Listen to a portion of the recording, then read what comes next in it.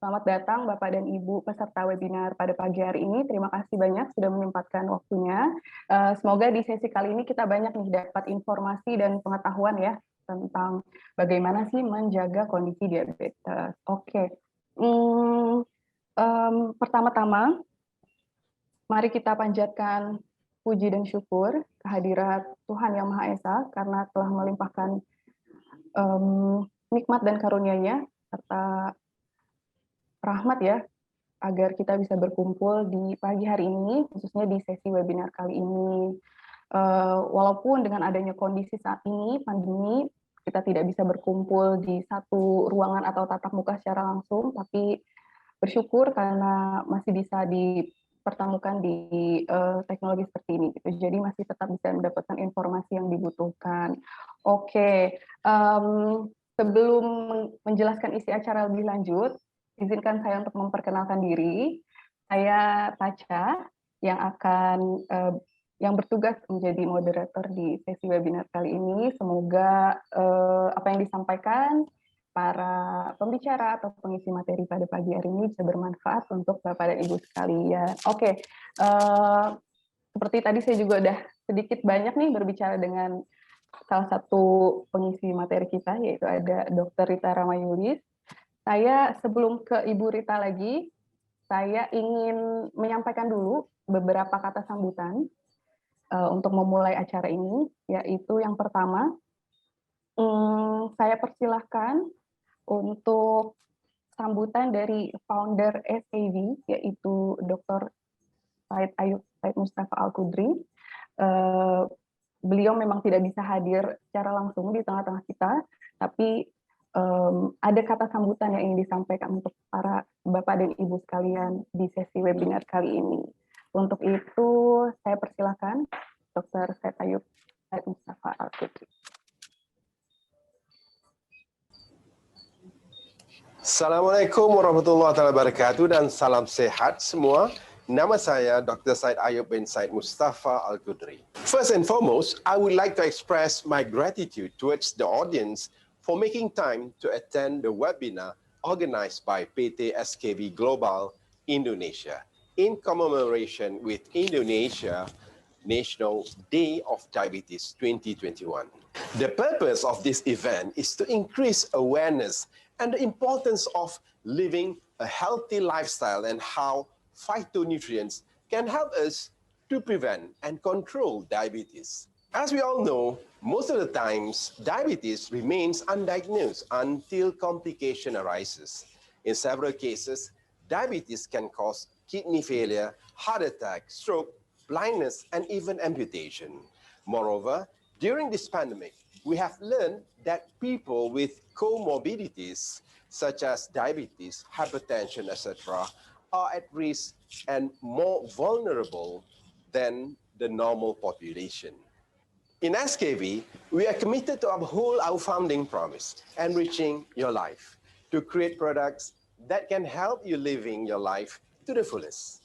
In this special occasion, we hope that you could enjoy the event and get better insight on what are phytonutrients and how diabetic can benefit from it.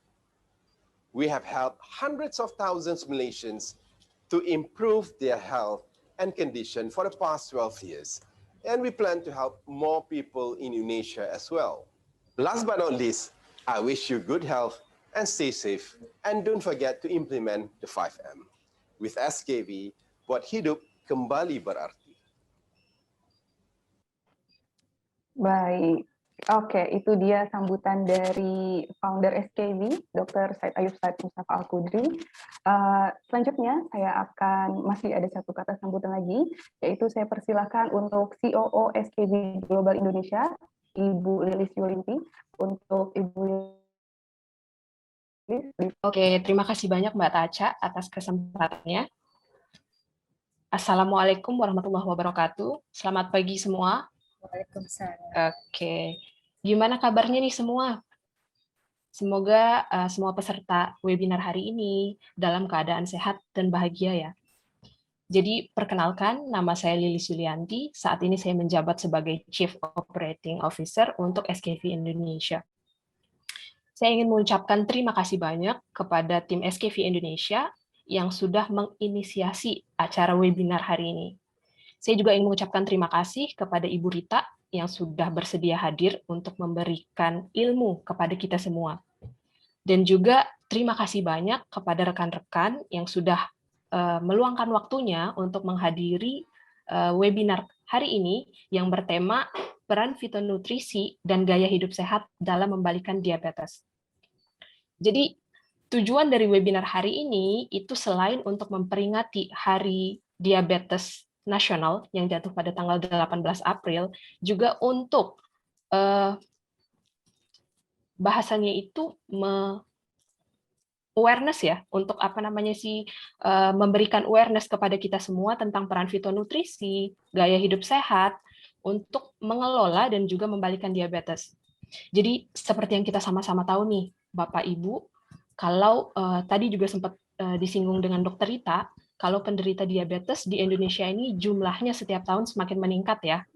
Apalagi diabetesi atau penderita diabetes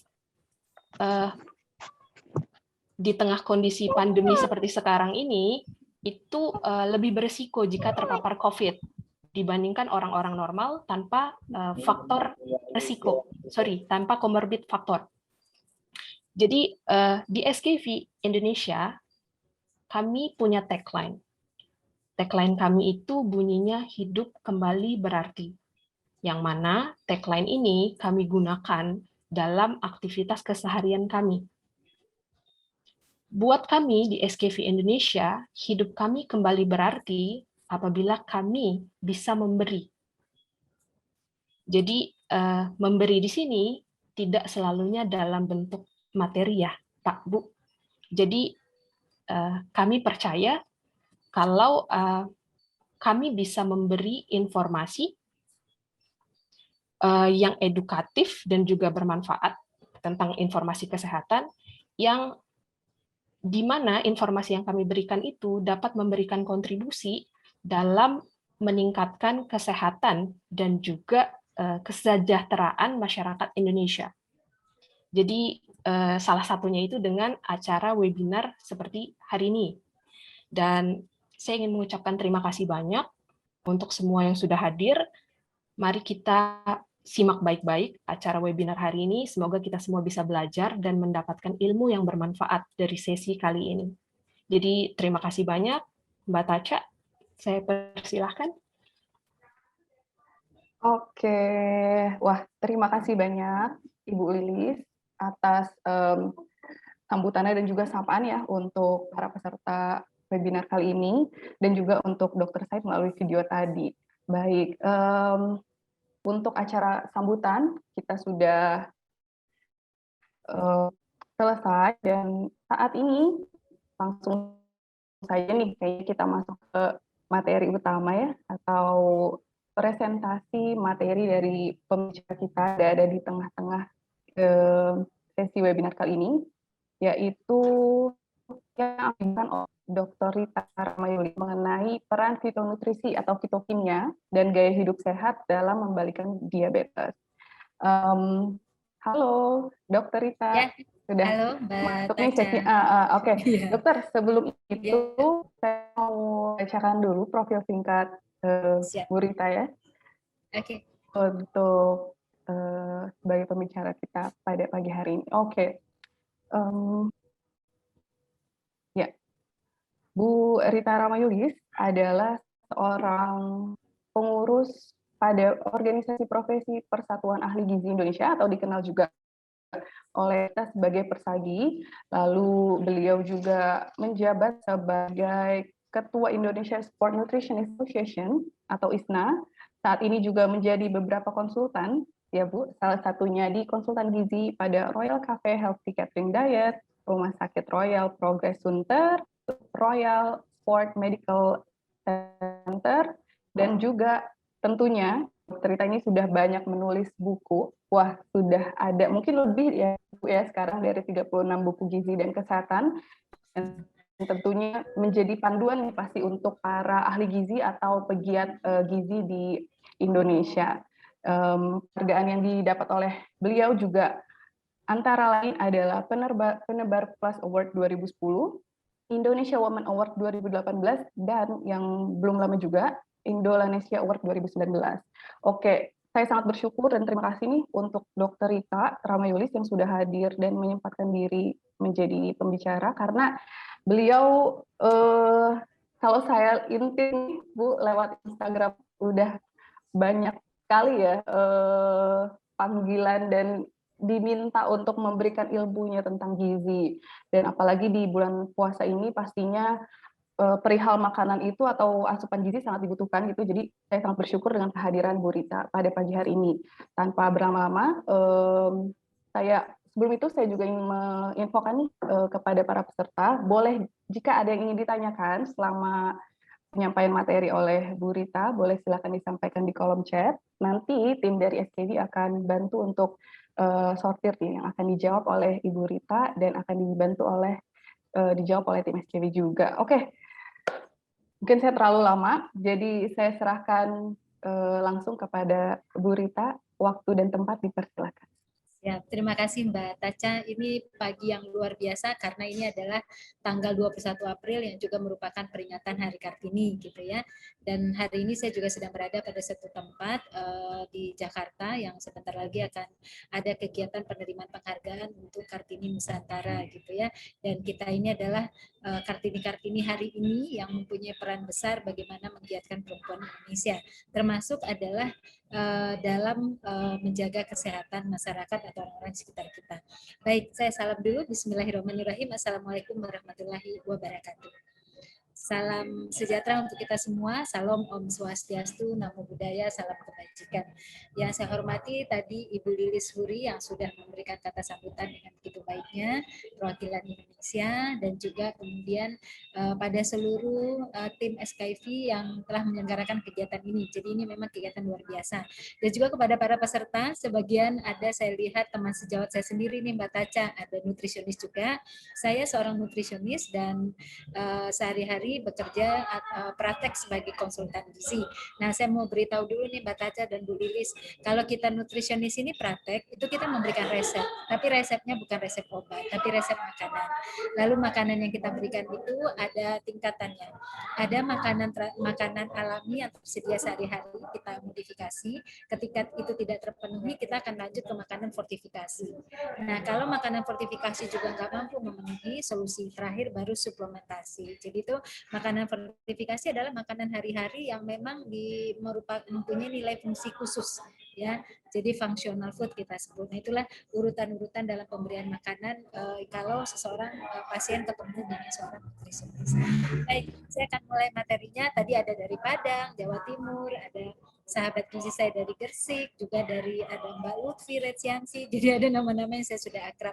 Semoga tidak bosan dengan materi ini dan saya pikir memang untuk diabetes itu kekasannya adalah dari semua jenis penyakit yang ada, untuk pengobatan diabetes itu urutan pertama adalah pola makan. Tidak ada yang lain. Obat-obatan urutan keempat.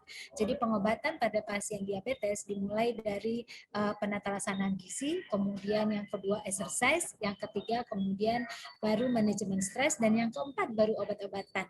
Dan saya sudah share di IG saya bahwa ada satu pasien yang sudah saya tangani selama 20 tahun, sekarang beliau berusia 65 tahun, dan hanya 6 bulan mengkonsumsi obat-obatan. Setelah dia disiplin dengan pola makan yang kita berikan, maka dia tidak pernah lagi mengkonsumsi obat-obatan sampai hari ini berusia 65 tahun. Namun beliau tetap disebut sebagai seorang diabetisi, karena ini adalah penyakit yang tidak bisa disembuhkan. Boleh panitia dibantu untuk share screen?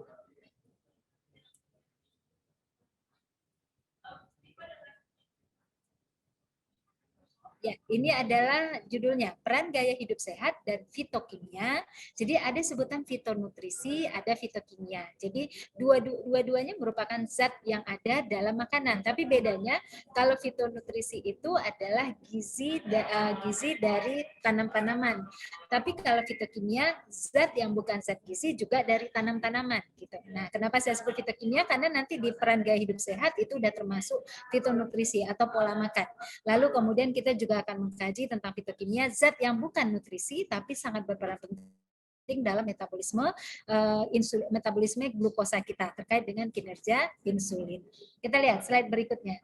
Agenda kita hari ini, sahabat semua, adalah kita melihat apa sih perbedaan orang normal dengan diabetes mellitus terkait energi. Jadi perbedaannya apa, lalu apa saja faktor risiko dari diabetes yang merupakan bagian dari penyakit tidak menular, lalu hubungan dari asupan karbohidrat dengan kadar glukosa darah, kemudian strategi kita nih mencukupi asupan serat, dan kemudian mikronutrien serta fitokimia tadi. Jadi ada serat, mikronutrien, kemudian juga fitokimia. Baik, kita lihat slide berikutnya. Nah, ini adalah perbedaan orang normal dengan diabetes. Sederhana sekali. Kita makan, setelah kita makan masuk ke lambung. Setelah di lambung terus ke usus halus. Di situ nanti hasil akhir terkecilnya berbentuk glukosa. Jadi seluruh makanan yang kita asup yang merupakan mengandung karbohidrat, contohnya kelompok makanan pokok, kelompok protein nabati, kemudian kelompok sayur dan buah yang semuanya berawal dari tumbuh-tumbuhan, itu akan menghasilkan glukosa. Yang tidak menghasilkan glukosa hanya hewani, sisanya yang lain menghasilkan glukosa. Nah, kalau orang normal, glukosa yang tinggi saat setelah dia mengkonsumsi makanan sumber karbohidrat, itu akan langsung diubah oleh insulin menjadi energi untuk disampaikan ke dalam sel kita. Jadi kita menjadi bertenaga. Jadi langsung disampaikan ke dalam sel tadi, lalu kemudian menjadi sumber energi untuk kita beraktivitas sehari-hari. Nah, beda sama teman-teman kita yang telah menderita diabetes. Ketika dia makan juga dari makanan yang mengandung karbohidrat, lalu hasil akhirnya glukosa itu kan ada di dalam darah. Nah, mestinya ini segera diubah menjadi energi untuk disampaikan ke dalam sel. Yang mengubah itu adalah insulin. Namun sayang, ini tidak terjadi. Kenapa demikian? Karena insulin pada seorang diabetes itu ada dua kejadian. Satu, insulinnya ada, diproduksinya banyak, tapi resisten. Kalau saya bilangnya rada-rada on gitu ya. Rada-rada on itu artinya dia nggak kenal tugasnya lagi, tapi dia jumlahnya cukup gitu ya. Nah, yang kedua ada juga yang memang diproduksinya rendah. Jadi pankreasnya mengalami gangguan sehingga produksi insulinnya rendah sekali, nggak cukup mampu untuk merubah glukosa jadi sumber tenaga. Jadi ada dua. Nah, biasanya teman-teman udah paham mungkin kalau yang pertama saya ceritakan tadi insulinnya ada banyak tapi nggak mampu bekerja atau resisten. Itu biasanya diabetes mellitus tipe 2. Tapi kalau yang produksinya rendah karena gangguan pada pankreas itu insulin tipe 1. Nah, yang sekarang banyak di kita itu adalah diabetes tipe 2 yang terjadi karena perubahan perilaku, bukan karena genetik. Nah, itulah yang terbanyak hari ini. Mari kita lanjut lagi. Nah, kalau kita bicara tentang gaya hidup nih, teman-teman semua, maka ini adalah faktor-faktor yang mencetuskan munculnya diabetes mellitus tadi. Jadi nggak usah dipikir itu. Berat badan berlebih ya gitu ya. Jadi teman-teman, memang saya selalu mengatakan bahwa ketika ada orang-orang yang berat badannya berlebih, kita harus empati. Empatinya apa? Tidak boleh kemudian mengadjust negatif atau menyudutkan mereka gitu ya. Karena kita nggak tahu, mungkin dia sudah berusaha banyak. Tapi saya juga nggak mendukung kalau ada pernyataan bahwa nggak apa-apa gemuk, yang penting sehat. Nah, ini juga nggak benar gitu ya. Karena kalau sudah gemuk, itu ada perubahan metabolik yang dihasilkan dari banyaknya lemak tadi. Jadi lemak yang banyak-banyak itu merubah metabolik di tubuh kita gitu ya. Jadi nggak bisa dikatakan orang gemuk itu sehat. Tapi kita juga nggak boleh adjustment negatif pada orang yang gemuk itu tadi gitu ya. Karena latarnya banyak ragamnya yang kita kadang-kadang memaklumi itu gitu ya. Nah, kemudian obesitas sentral gitu. Jadi berat badan berlebih, obesitas sentral keadaannya berbeda ya. Kalau berat badan berlebih itu overweight, jadi belum masuk kategori gangguan metabolik yang tinggi. Nah, kalau obesitas sudah, nah itu udah bagian dari penyakit. Ada juga obesitas sentral. Jadi kalau gemuk di tangan kanannya, ya tangan kanan kiri maksud saya, ya itu nggak seberapa gitu ya. Tapi di perutnya lebih dominan. Jadi kalau kita lihat kalau saya nih Bapak Ibu, kalau gemuk itu nggak di perut tapi di kanan lingkar atas kanan kiri, jadi kayak tukang pukul kalau udah gemuk gitu ya. Tapi ada teman-teman lain itu yang punya tendensi ke area perut. Nah, jadi kalau dilihat dia gemuk memang, tapi perbandingan antara tangan kanan, tangan kiri sama perutnya tuh nggak banding gitu. Jadi terlalu besar perut, tangannya mah biasa-biasa aja gitu ya. Nah, itu kita sebut obesitas sentral. Nah, ini juga pencetus itu diabetes mellitus itu. Lalu yang mager tuh kaum rebahan, kaum malas gerak gitu ya. Sebenarnya kan nggak semua orang juga senang disebut, oh siapa bilang saya malas gerak, tapi kenyataannya kan memang nggak banyak gerak gitu ya. Nah, mungkin bukan karena malesnya, tapi karena kecanduan main gadget atau lagi PW itu loh. Sudah posisi wena gitu ya. Nah, kemudian konsumsi buah dan sayur yang masih kurang. Nah, ini juga sebenarnya kadang-kadang agak sedikit apa ya, kadang-kadang kita ini yang sudah pencinta sayur bertanya itu ya, kok bisa ya ada orang nggak bisa makan tanpa buah dan sayur? Tapi itu fakta loh ya, di lapangan itu banyak yang nggak makan buah dan sayur itu gitu ya. Nah, kemudian juga ini yang makanan minuman kekinian ini gitu ya. Ada persepsi di kita semua yang mengatakan bahwa kalau nggak cicipi makanan minuman kekinian berarti kita kita ketinggalan zaman gitu ya, bukan orang-orang yang keren gitu. Itu ada sebutan di remaja. Nah, ini juga yang kemudian perilaku-perilaku ini harus kita benarkan, dan juga kita harus rajin tuh melakukan modifikasi terhadap makanan minuman kekinian yang memang pada umumnya tinggi gula, tinggi garam, tinggi lemak. Nah, ini resiko-resiko yang kita atasi untuk bisa membalikkan faktor diabetes tadi. Jadi orang yang terlahir karena genetik diabetes kan 3 kali berisiko untuk terjadi diabetes ya. Tapi kalau orang yang terlahir dari 2 orang tua yang diabetes, jadi maksud saya nih, kalau saya kan papa saja diabetes, ibu tidak, maka saya punya risiko 3 kali untuk menderita diabetes dibandingkan teman-teman saya yang nggak punya orang tua diabetes sama sekali gitu ya. Tapi bisa jadi nanti yang kena diabetes teman saya yang nggak punya risiko tadi karena pola hidup yang sepertinya nggak dijaga. Tapi saya bisa jadi sampai akhir hidup nanti nggak menderita diabetes walaupun punya risiko 3 kali karena saya mengatur ini dengan baik begitu kan. Nah, tapi teman-teman kalau ibunya diabetes, bapaknya juga diabetes itu 7 kali risikonya untuk menderita diabetes itu tadi. Jadi saya katakan gini, hari ini mari kita tanya orang tua kita, mereka menderita diabetes apa enggak? Kalau iya, kita harus lebih waspada. Karena kalau terjadi gangguan metabolik, nggak bisa diapa-apain lagi. Itu adalah penyakit seumur hidup. Jadi itu udah sahabat kita, diabetes itu udah sahabat. Mari kita lihat slide berikutnya. Nah, yang kita takutkan setelah orang menderita diabetes, itu nggak ada orang meninggal karena diabetes kecuali langsung hiperglikemi, koma gitu ya. Kalau dalam hari-harinya tuh jarang. Yang menyebabkan dia sampai keparahannya berat itu komplikasinya. Jadi penyakit diabetes ini karena gula yang tinggi di darah itu akan memancing reaksi pada otak, mata, mental juga. Makanya penderita diabetes itu kadang-kadang mentalnya agak down gitu ya. Jadi bukan down karena dia tahu dia penyakit, enggak, tapi karena memang kemampuan tubuhnya untuk merespon stimulasi dengan baik itu mulai berkurang gitu. Jadi belum lagi kalau para pria yang terkena ya, itu kan disertai dengan dengan gangguan ejakulasi gitu. Itu semakin membuat dia tidak berarti. Makanya SKIV dengan tagline-nya hidup kembali berarti, saya senang-senang banget gitu ya. Memang saya tugasnya ini salah satunya adalah teman-teman penderita diabetes itu saya ajak kembali untuk bergairah hidupnya, karena penyakit dia itu membuat dia memang tidak bergairah. Tidak bergairah dalam kehidupan seksual, tidak bergairah dalam kehidupan motivasinya, karena mentalnya down akibat glukosa yang tidak terkontrol itu tadi gitu ya. Nah, kemudian juga ke gigi dan mulut ya, karena banyak bakteri nanti akan tumbuh di situ gitu ya. Kulit juga akan mudah luka, saraf, kesemutan, bahkan banyak yang mati rasa pada area kaki ya. Oleh karena itulah kita juga mengenalkan senam pada kaki kan.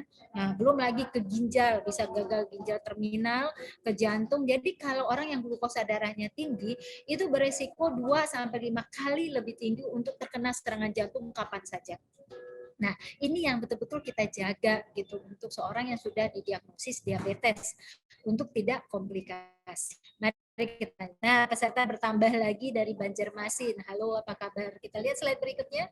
Saya senang nanti teman-teman boleh yang di Banjarmasin teruskan lagi informasi ini.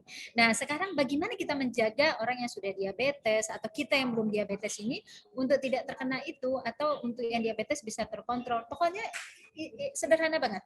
Sederhananya begini. Semua yang kita makan yang isinya ada karbohidrat, maka itu akan dipecah pada hasil akhirnya menjadi glukosa, dan glukosa itu akan berenang di dalam darah. Nah, sekarang makanan-makanan itu ada tipenya Bapak Ibu. Ada makanan yang tipenya dia kandung karbohidrat, tapi pas kita makan hasil glukosanya nggak banyak yang berada di darah. Tapi ada yang kita makan, dia karbohidrat juga, hasilnya di dalam darah banyak gitu, banyak sekali dan bersamaan masuknya ke darah. Nah, ini yang kita pilih-pilih betul. Jadi berarti seorang penderita diabetes harus tetap makan karbohidrat karena itu juga merupakan zat yang punya peran besar dalam tubuhnya gitu ya. Tapi bagaimana caranya dia makan karbohidrat tapi glukosa itu nggak banyak di darah setelah dia makan, ya nggak seperti yang nomor 2 gitu. Ini kalau saya katakan si pisang misalnya ada 17 gram karbohidrat. Bisa jadi itu yang di bawah itu 17 gram juga, tapi masuknya cepat bersamaan. Kalau si pisang bertahap misalnya. Nah ini kata kunci dalam kita mengatasi. Termasuk kita sendiri nih belum terkena, tapi jangan coba-coba melakukan peristiwa di mana apa yang kita makan itu banyak menghasilkan glukosa atau segera menaikkan kadar glukosa darah. Karena setelah itu kita akan berisiko untuk terkena. Kira-kira begitu. Nah, mari kita kenali karbohidrat yang seperti apa yang saya maksud ini. Ini dia.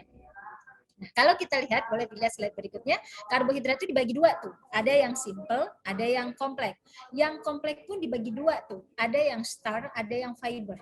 Nah, jadi kalau yang simple itulah yang disebut sebagai gula, ya. Nah, jadi gula ini adalah karbohidrat sederhana yang jenisnya sukrosa atau fruktosa yang sengaja ditambahkan ke makanan berbentuk gula pasir, gula aren, gula merah gitu ya. Dan juga kemudian termasuk di dalamnya madu itu disebut gula juga, kemudian juga termasuk di situ konsentrat buah, jadi buah yang diambil sarinya aja itu juga adalah bagian dari gula tadi. Nanti kita lihat definisinya. Nah, itu dilepasnya cepat gitu ya. Nah, kalau yang kompleks itu ada starch, pati ya, pati dan ada fiber. Nah, di makanan yang karbohidrat kompleks ini ada yang dominan starch, fibernya rendah seperti nasi. Nasi itu dominannya starch tapi seratnya rendah. Tapi kalau kita pilih roti putih misalnya, roti putih juga begitu. Starnya tinggi tapi fibernya rendah. Nah, tapi kalau roti gandum, starnya sedang tapi fibernya tinggi. Nah, berarti ini lebih baik lagi gitu ya. Lebih tinggi. Misalnya kayak nasi putih sama kentang ya. Nah, itu seratnya di kentang lebih baik daripada nasi putih. Nah, di nasi merah juga begitu. Nanti akan ada lagi bagaimana glukosa itu merespon insulin. Cepat apa enggak, itu juga dipengaruhi oleh begitu. Nah, ini harus kita pahami. Jadi kalau ditanya nih teman-teman, jadi kalau seorang diabetes atau kita yang berisiko ini, makan yang mana yang bagus gitu. Tentu saja yang kompleks, yang fibernya lebih dominan. Startnya tentu kita butuhkan, tapi di situ dominan fiber. Jadi tidak semata-mata start aja. Itu yang kita unggulkan. Mari kita lihat definisi dari gula, teman-teman. Kita lihat slide berikutnya. Nah, gula tadi yang saya katakan ya, jadi kan banyak sekarang kan, ini sehat Bu Rita, kan gula aren. Ya, itu gula juga gitu kan ya. Ini sehat Bu Rita dari gula batu. Ya, tapi itu kan gula juga gitu.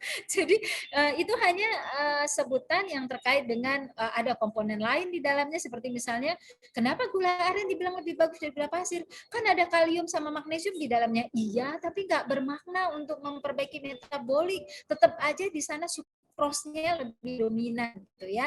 Nah, jadi itu sama kedudukannya setara. Batu, gula aren, gula merah itu kedudukannya setara, hanya namanya berbeda gitu ya. Karena banyak tuh teman-teman yang diabetes sudah saya ganti semua gulanya Bu Rita, sekarang gula merah. Tapi makannya masih banyak juga, ya tetap aja glukosa darahnya nggak terkontrol gitu kan. Nah, terus gula yang terdapat secara alami itu kayak madu, sirup, jus buah, konsentrat jus buah itu bagian dari gula. Jadi kalau seorang diabetisi udah nggak boleh tuh yang begitu-gitu. Nah, jadi seorang diabetes ini teman-teman, penggunaan gula hanya boleh sebagai bumbu. Jadi itu memang kita minta banget sama seorang diabetesi, hanya boleh sebagai bumbu. Nah, jadi kalau dia bilang sebagai bumbu, kalau misalnya banyak gimana Bu Rita? Ya itu kolak namanya gitu ya. Kalau bumbu nggak pernah bisa banyak gitu kan. Misalnya kayak kita bikin bening bayam, kita kasih garam supaya rasanya gitu kan, kita kasih gula sedikit. Nah itu nggak bermakna untuk seorang diabetes, itu boleh-boleh aja. Yang nggak boleh kalau gula itu dipakai jadi minuman. Jadi misalnya bikin teh, kasih gula ke dalam, itu nggak boleh sama sekali untuk seorang diabetes gitu. Atau bikin kolak, nih lagi puasa nih, siapa yang kaum kolak sop buah gitu ya. Nah itu buahnya aja boleh tuh diangkat sama seorang diabetes, tapi buahnya nggak boleh karena itu cepat masuknya ke dalam aliran darah kita gitu ya. Nah jadi berapa takaran yang boleh dikonsumsi. Sebenarnya kalau sudah diabetes, enggak kita benarkan, hanya sebagai bumbu. Tapi untuk kita nih yang belum diabetes, pencegahan, ada 2 rekomendasi. Bapak Ibu silakan pilih deh, kalau Perkeni itu bilangnya 25 gram paling banyak. Kalau PTM itu bilangnya 50 gram paling banyak. Silakan. Kalau saya memilih yang 25 gram itu, jadi nggak pernah melebihi 25 gram gitu. Karena saya punya risiko 3 kali lipat untuk menderita diabetes dibandingkan orang-orang yang tidak memiliki orang tua yang menderita diabetes mellitus. Begitu. Kita lanjut lagi.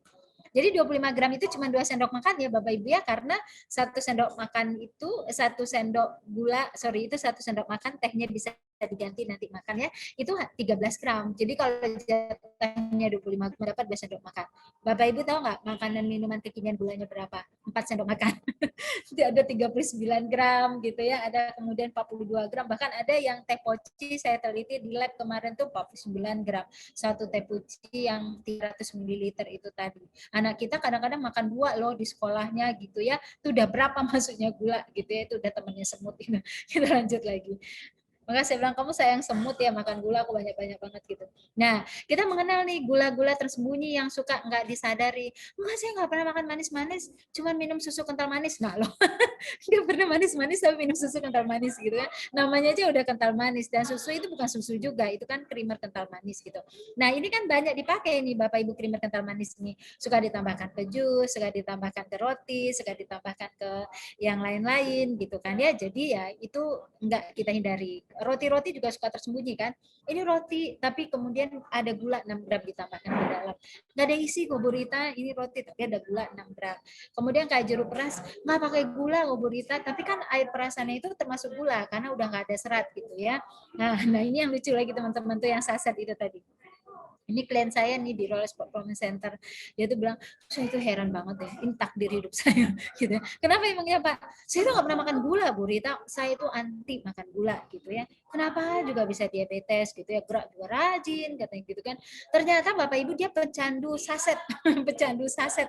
Sehari itu bisa makan 3 saset kopi gitu. Dan dia lupa baca label. Dia baca tapi sekedar harga doang gitu, nggak baca gramasi gula di dalam. Ternyata di sana itu ada gulanya 9 sampai 39 gram. Dia makan 3 kali. Gimana nggak terjadi itu gitu kan ya.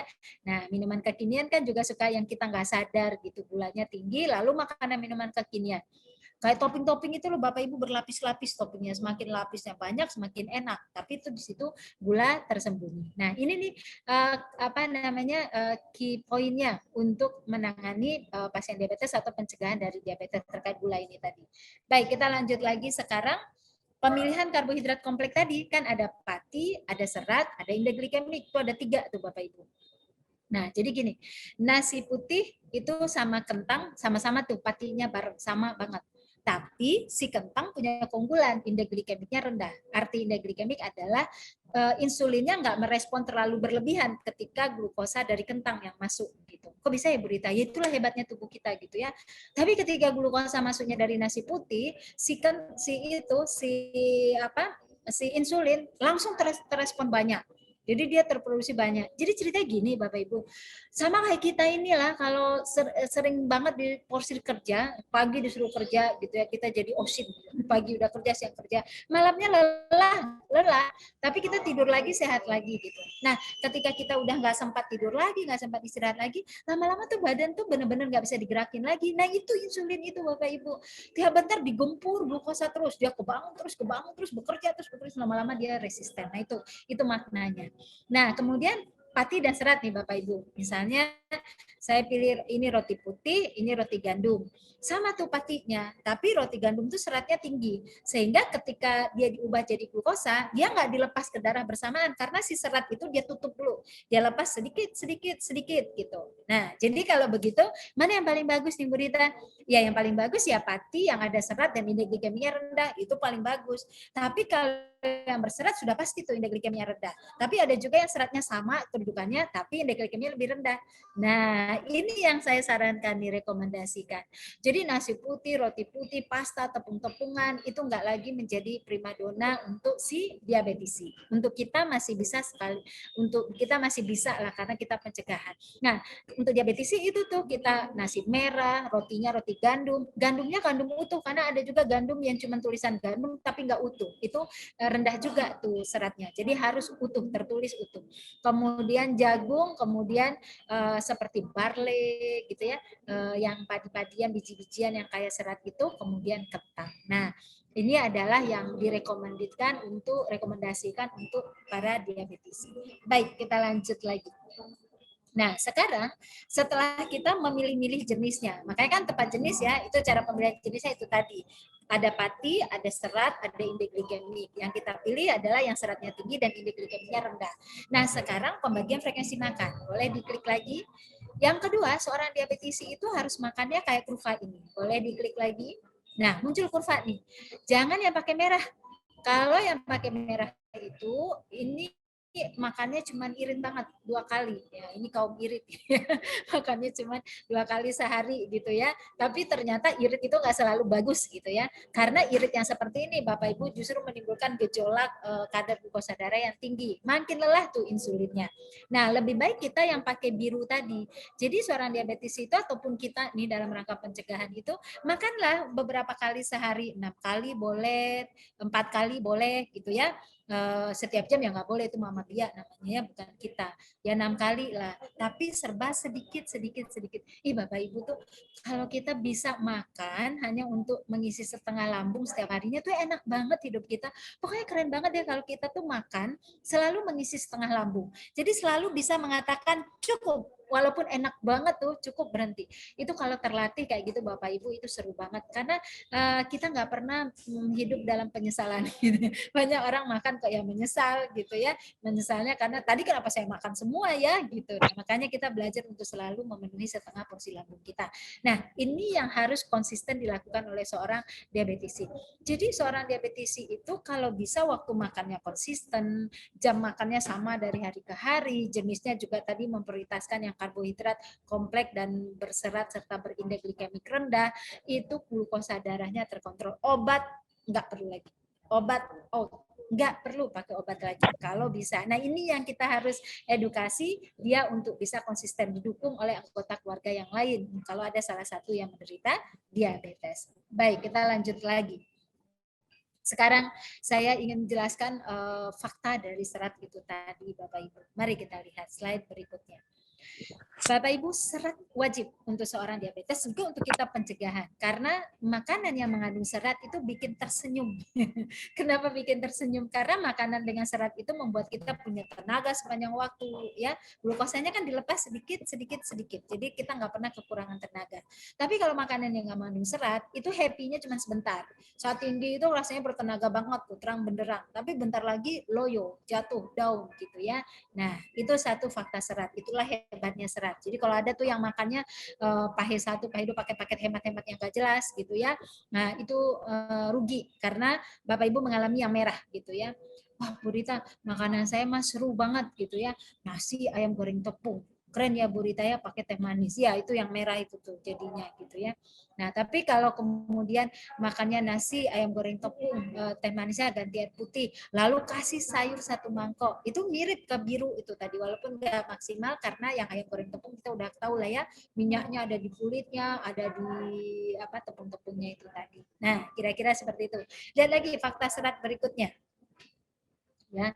Fakta serat berikutnya, ini mah udah sering, mungkin yang sering dengar saya teman-teman sejawat yang hadir pada kesempatan ini, yang nutrisionis juga nih, udah, aduh kalau Bu Rita mah selalu ngomong mikrobiota usus, ya karena memang saluran cerna, makanya saya bilang berbahagialah para teman yang ahli gizi dan yang bisa mengahli gizikan masyarakat juga ya secara kehidupan sehari-hari, karena memang kesehatan pencernaan tempat pertama kali makanan masuk itu bertanggung jawab terhadap 3 hal besar, imunitas, hormon bahagia, dan kemudian penyerapan zat gizi. 3 hal besar. Jadi kalau kesehatan mikrobiota kita nggak bagus, penyerapan zat gizi nggak akan bagus, bahagia nggak akan muncul gitu. Kemudian juga imunitas kita lemah. Nah, untuk insulin nih Bapak Ibu, ternyata serat ini kan makanan mikrobiota. Jadi kalau mikrobiota itu bertumbuh baik, dia bisa menstimulasi kerja sel-sel pankreas. Ya, jadi kenapa ada sekarang anak usia 15 tahun itu udah menderita diabetes burita? Ya itu jawabannya karena selama ini ya seorang anak nih ya lahir operasi sesar itu udah nggak dapat mikrobiota, nggak dikasih ASI eksklusif ya. Nah, nggak dapat juga tuh mikrobiota. Makanannya bukan 4 bintang plus ketika MPASI. Nggak dapat juga tuh mikrobiota. Lalu saat sudah usia 2 tahun, udah makanan minuman kekinian gitu ya. Udah milenial. Nah, itu juga nggak dapat lagi mikrobiota. Jadi, nggak ada yang menstimulasi kerja insulin yang dihasilkan, menstimulasi kerja pankreas. Lama-lama pankreasnya rusak. Ya cepat sekali pankreasnya rusak. Kalau pankreasnya rusak, nggak bisa memproduksi insulin itu tadi. Nah, ini nih PR-nya banyak sekali. Jadi saya sering lihat sekarang kan trennya banyak yang sesar. Kalau vaginum itu enak, lahir vaginum itu anak yang terlahir vaginum itu dapat mikroba banyak gitu. Lalu anak diberikan ASI dapat mikrobiota banyak. Lalu anak menerapkan MPASI 4 bintang plus dapat mikrobiota. Lalu dia ditakar gulanya, itu mikrobiotanya bisa terpelihara. Lalu jarang minum antibiotik, mikrobiotanya akan terpelihara. Karena dia yang menstimulasi kerja pankreas. Itulah fakta serat yang kedua. Oleh karena itu, sepakat ya teman-teman semua bahwa kita harus mencukupi serat. Bagaimana caranya? Kita lihat slide berikutnya. Cara yang pertama mencukupkan serat, gampang Bapak Ibu. Ketika memutuskan makanan pokok, ayo berlatih. Ayo, sekarang nasi putih, nasi merah 4:1. Jadi nasi merahnya 4, nasi putihnya 1. Gabung ya jadi 1. Oke, itu strategi pertama. Strategi kedua, nasi putihnya pangkas separuh gitu. Nggak usah nangis, nggak usah mewek gitu ya. Nggak kenapa-kenapa kok nasi putih itu sama aja gitu ya, hanya masalah persepsi aja. Satu lagi kita bikin sop jagung ya, sop jagung kita bikin. Jadi kita sebut sop jagungnya udah dapat separuh karbohidrat kita makan nasi putih. Nasi putih udah separuh tuh. Nah, keren banget. Terus gandum-gandum utuh kita munculkan gitu. Jadi kalau misalnya beli sereal, cari sereal yang gandum utuh. Kalau pengen nyicipin breakfast dari sereal, yaitu tadi gandum utuh. Kemudian kalau pengen roti, pengen biskuit, semua ambil yang dari gandum utuh yang tanpa sugar itu tadi. Itu strategi 1. Simple ya, strategi 1. Nah, strategi kedua mencukupi serat. Kita lihat slide berikutnya. Kalau strategi kedua adalah pokoknya kalau makan untuk seorang diabetisi, piring makannya itu bagi 2 horizontal itu isinya sayur aja. Aduh, Bu Rita emang saya kambing. Oh, siapa bilang yang makan sayur banyak itu kambing gitu ya. Sayur banyak itu justru kalau sempat kambing kita berikan kesempatan makanan sayur, berarti kita manusia yang merugi karena sayur itu manfaatnya besar banget gitu ya. Nah, jadi separuh sayur itu mengisi isi piring makan kita. Lalu kalau ditanya, apa keuntungannya Bu Rita sayur sampai separuh? Keuntungannya kita akan mendapatkan fitonutrisi, fitokimia. Nah, itu yang kita dapatkan. Kemudian rasa kenyang, efek insulin yang bertahap gitu ya.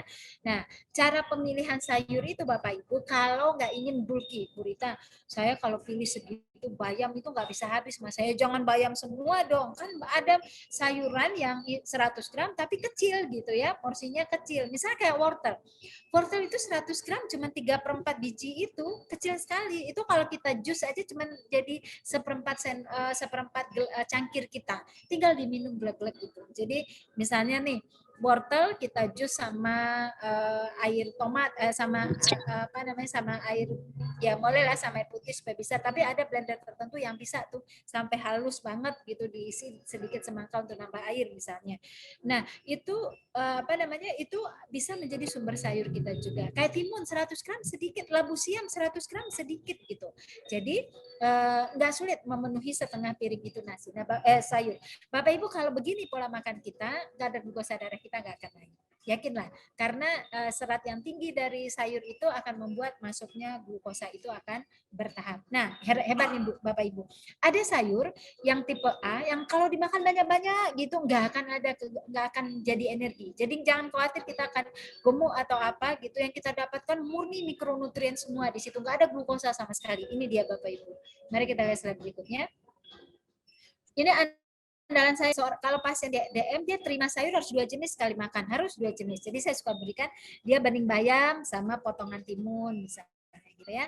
Atau kemudian dia cah kangkung sama kemudian sop oyong misalnya gitu ya. Atau oseng kangkung kan nggak ada kuahnya, terus pakai sop oyong gitu. Karena tomat, ketimun, selada, oyong, lobak, labu air, jamur kuping ini zero kalori, nggak ada kalorinya, tapi mikronutriennya keren banget ya, bisa meningkatkan proses insulin itu bekerja. Jadi ini andalan kita nih untuk pemenuhan sayur pada seorang diabetesi. Nah, kemudian kita lanjut mikronutrien, Bapak Ibu. Ini sering terlupakan sama teman-teman dalam mengkonsumsi makanan sendiri. Saya ingin berikan beberapa. Banyak kita defisiensi kalsium, Bapak Ibu. Coba aja teman-teman yang udah nggak minum susu, yang nggak pernah makan keju, nggak pernah makan ikan pakai tulangnya, jangan pikir kita kucing kalau harus makan pakai tulangnya, karena memang tulangnya kita butuhkan gitu ya. Nah, jadi banyak yang defisiensi. Coba kita lihat, kalau orang kekurangan kalsium, perubahan glukosa itu menjadi rusak, menjadi kacau. Cara perubahan glukosa menjadi kacau. Trennya akan terjadi peningkatan glukosa dalam darah. Itu orang yang defisiensi kalsium. Orang-orang yang defisiensi magnesium, itu juga insulinnya akan lebih cepat resisten. Orang-orang yang defisiensi zinc, itu juga fungsi imunoglobulinnya itu menurun dan mempengaruhi kinerja pankreas juga. Nah, jadi itu banyak ya saya lihat. Zat besi, ya sekarang ya kita berapa banyak anemia, itu merubah metabolisme glukosa juga. Jadi ada iron, boron, ada kalsium, kobalt, kromium. Krom terkenal banget ya untuk DM, kadang-kadang kita suka berikan terapi suplementasi. Iodin, magnesium, zinc, selenium, ini adalah zat mikronutrien yang kalau defisiensi dalam tubuh seseorang itu akan cepat mengalami kerusakan pankreas atau resistensi insulin. Jadi seorang diabetes ininya harus kita cukupi. Atau kita, kalau saya udah nggak makan glukosa berlebihan, Bu Rita, gimana? Udah sehat belum? Belum tentu. Mikronutriennya bagus apa enggak, tapi langkah mengurangi karbohidrat itu udah hal yang bagus gitu ya. Tapi kalau dengan mikronutrien disentuh juga, itu semakin sempurna kita dalam membalikkan diabetes menjadi normal gitu ya. Nah, sekarang kita lihat istilah phytochemical. Jadi ada sebutan phytochemical Bapak Ibu, itu kimia pada tanaman. Nah, phytochemical ini bukan nutrisi, bukan zat gizi, ya, tetapi dia adalah zat kimia. Nah, zat kimia dalam tanaman itu ada juga istilahnya fitonutrisi atau fitonutrien. Kalau itu emang zat gizi yang berasal dari tanaman, gitu. Nah, kalau orang bertanya, ada apa dengan zat gizi yang ada pada tanaman, Bu Rita? Ya, dia keuntungannya itu adalah dari kinerja seratnya, gitu ya, dan kemudian dari kinerja zat kimia yang ikut barengan dengan zat gizi yang ada pada tumbuhan tadi. Jadi orang-orang yang gampang terkena diabetes juga orang-orang yang tidak pernah menyentuh fitochemical dan fitonutrien dalam jumlah yang cukup Bapak Ibu. Jadi kalau lauknya hewani dua-duanya. Jadi lemak jenuh itu pencetus rusak pankreas juga gitu. Jadi jangan kira hanya dari gula saja. Nah, mari kita lihat Bapak Ibu. Di phytochemical hanya ada di tanaman, jadi nggak ada di tempat lain. Itu ada alkaloid, ada fitosterol, ada polifenol, ada terpenoid, ada organosulfur bagian organosulfur. Nah, yang polifenol itu terutama Bapak Ibu ada flavonoid di dalamnya. Flavonoid itu udah terkenal banget Bapak Ibu untuk bisa memelihara kadar glukosa darah. Ini dia Bapak Ibu, ini spesifik flavonoid ya untuk perannya. Kita lihat slide berikutnya. Nah, ini dia. Jadi peran fitokimia terutama flavonoid itu memang hanya di tumbuh-tumbuhan, sayur dan buah. Di sini tuh yang banyak kita temukan Bapak Ibu. Kita sudah terbiasa tuh nggak makan ini dalam jumlah yang cukup. Nah, seorang diabetes makan ini harus lebih banyak. Kalau diabetes tuh buahnya 5 porsi per hari. Sayurnya 6 porsi per hari. Itu diabetes, beda tuh sama kita ya. Kalau kita sayurnya 3, buahnya 2. Kalau diabetes buahnya 5, sayurnya 6 porsi per hari. Itu akan mampu kontrol kadar glukosa darah. Ada apa dengan fitokimia atau fitonutrisi yang ada pada tumbuh-tumbuhan ini? Dia bersifat antioksidan. Jadi dia bisa menurunkan stres oksidatif dan antiinflamasi. Itu satu, Bapak Ibu. Dia menghambat glut. Bapak Ibu tahu nggak, kalau kita habis makan karbohidrat kan diubah tuh jadi glukosa. Nanti si glukosa transportation dia akan mengangkut glukosa ke darah. Nah, kalau kita makan zat fitokimia, glut ini diturunkan, dihambat kerjanya. Jadi dia walaupun dia melihat glukosa, dia nggak bisa menangkap glukosa untuk dibawa ke darah karena kerjanya dihambat oleh adanya fitokimia tadi. Sehingga glukosa nggak pernah berenang di dalam darah kita karena ada si fitokimia menghambat kerja glut. Nah, gitu Bapak Ibu ya. Lalu dia si fitokimia ini juga memperbaiki daya kerja reseptor insulin.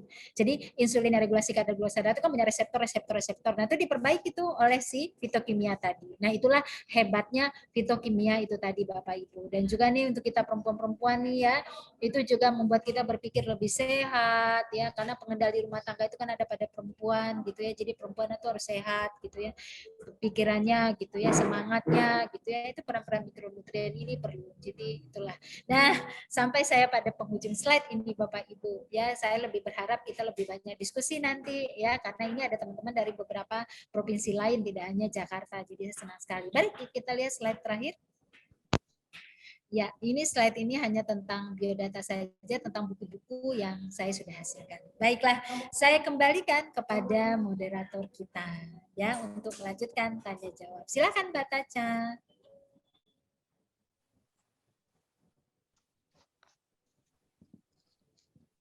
Baik, Bu Rita, terima kasih banyak. Ini udah banyak banget juga respon ya atau pertanyaan dari peserta.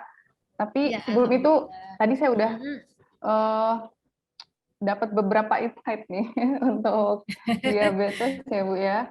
Sebenarnya menyenangkan ya Bu kalau kita tahu cara mengontrolnya, karena seputar makanan itu sebenarnya kan orang siapa sih yang nggak suka ini ya coba-coba makan gitu. Tapi kalau apa namanya untuk bisa tahu gizi-gizi atau nutrisi apa yang dibutuhkan itu mungkin lebih menyenangkan lagi karena ternyata sesulit itu gitu. Tadi ada buah juga, apa namanya, mungkin roti tetap bisa makan tapi mungkin roti gandum dan lain sebagainya. Sebelum masuk ke sesi tanya jawab, Bu Rita, kita tahan dulu karena memang udah banyak, tapi sebelum itu saya akan ke sesi selanjutnya terlebih dahulu, yakni akan masuk ke pengenalan produk sebentar yang akan disampaikan oleh Mbak Lutfi Rensianti, ahli gizi SD di Indonesia. Nah, oke, kita langsung saja Mbak Rensi. Halo Mbak Rensi, sudah siap ya? Halo, selamat pagi menjelang siang semuanya. Semangat ya. Semangat. Oke, silakan Mbak Rensi. Hebat sekali materi siang hari ini. Baik, akan saya lanjutkan. Pada sesi ini saya mau memperkenalkan salah satu produk SKF Indonesia, yaitu SKF Vitex. Kami menggunakan bahan-bahan alami, murni, tidak ada bahan booster ataupun sintetis ya, gitu, yang menggunakan atau mengunggulkan dari fitonutrisi yang tadi sudah sempat disinggung oleh dokter kita. Boleh tolong di-share untuk presentasi.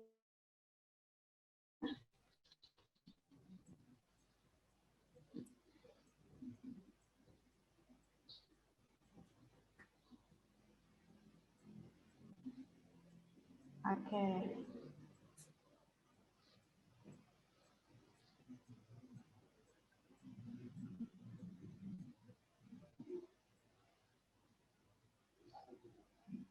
Masih loading ternyata.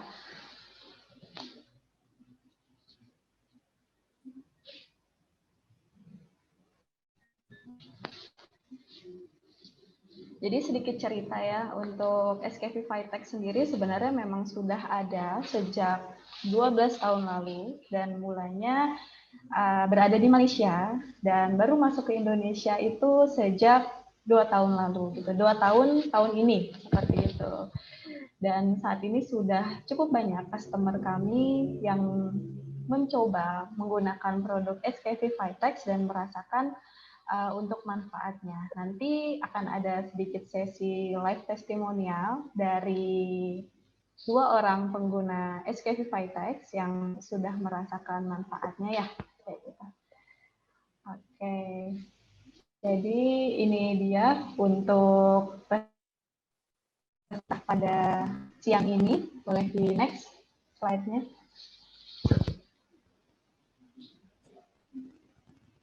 Nah, nih, ini untuk masalah diabetes yang sering kali masuk ke kami ya, gitu. Untuk keluhan-keluhannya, salah satunya antara lain adalah kebas, kemudian juga ada kesemutan, gula darahnya tuh sulit terkontrol padahal sudah banyak konsumsi obat ataupun sudah melakukan terapi-terapi ya, kayak gitu.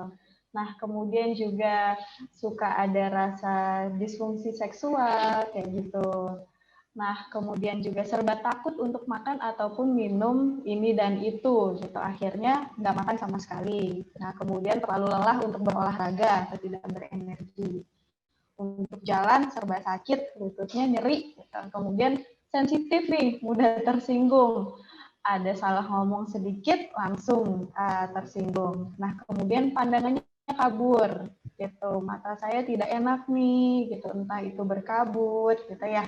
Kemudian mudah lelah, dan tiba-tiba hipoglikemi, bisa juga luka susah sembuh. Kayak gitu. Oke, boleh di next. Nah, berat badan sulit turun ataupun naik gitu. Mungkin ya sering banget ada teman-teman sekalian, ada pasien gitu ya, datang, kok berat badan saya susah naik gitu, kok susah turun gitu. Ternyata diabetes itu tidak melulu tentang berat badan yang berlebih. Kayak gitu. Next.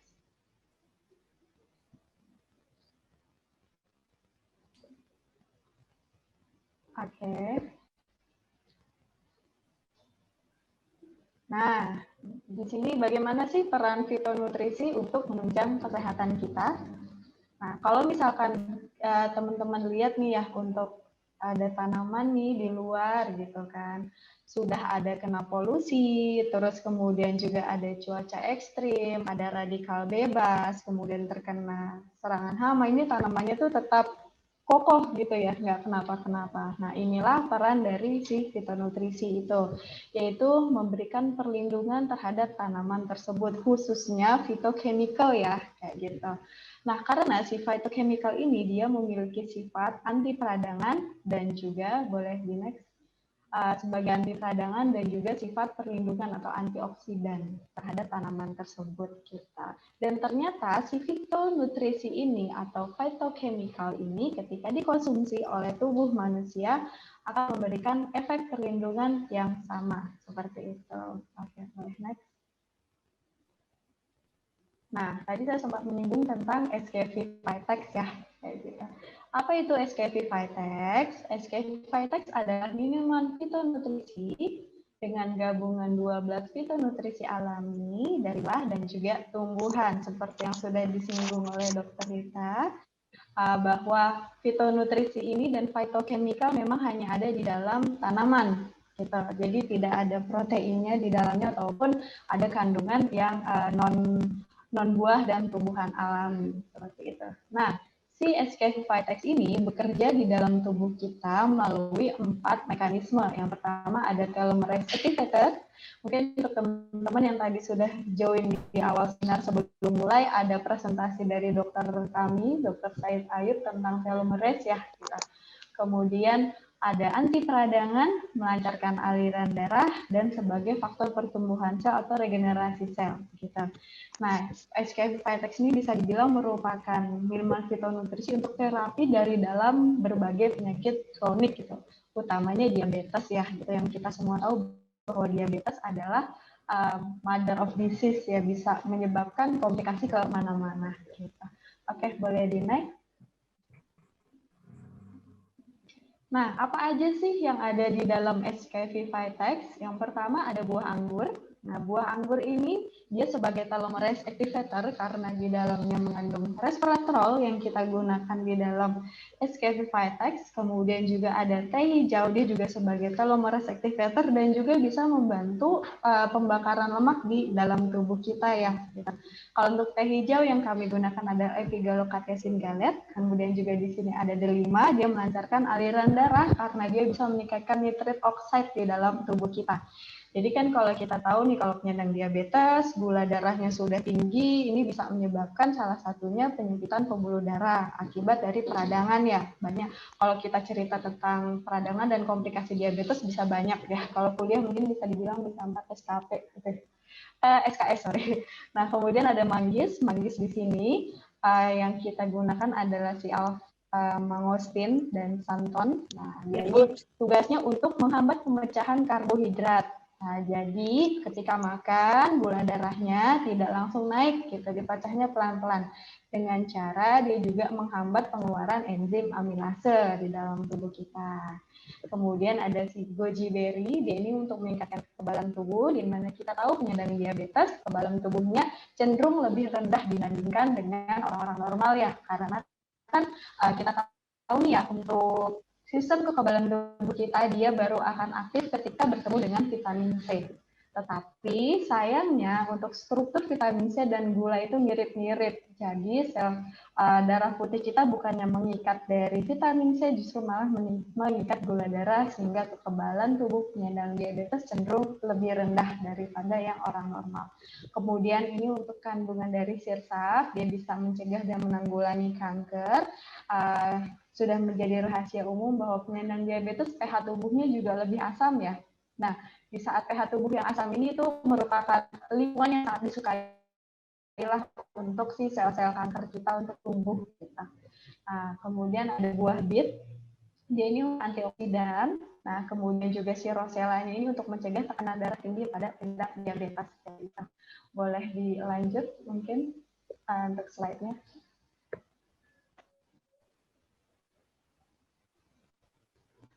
Oke, untuk kandungan yang selanjutnya ini ada tomat, ini untuk meningkatkan kekebalan tubuh dan selain itu juga untuk mencegah kanker prostat nih pada pria gitu.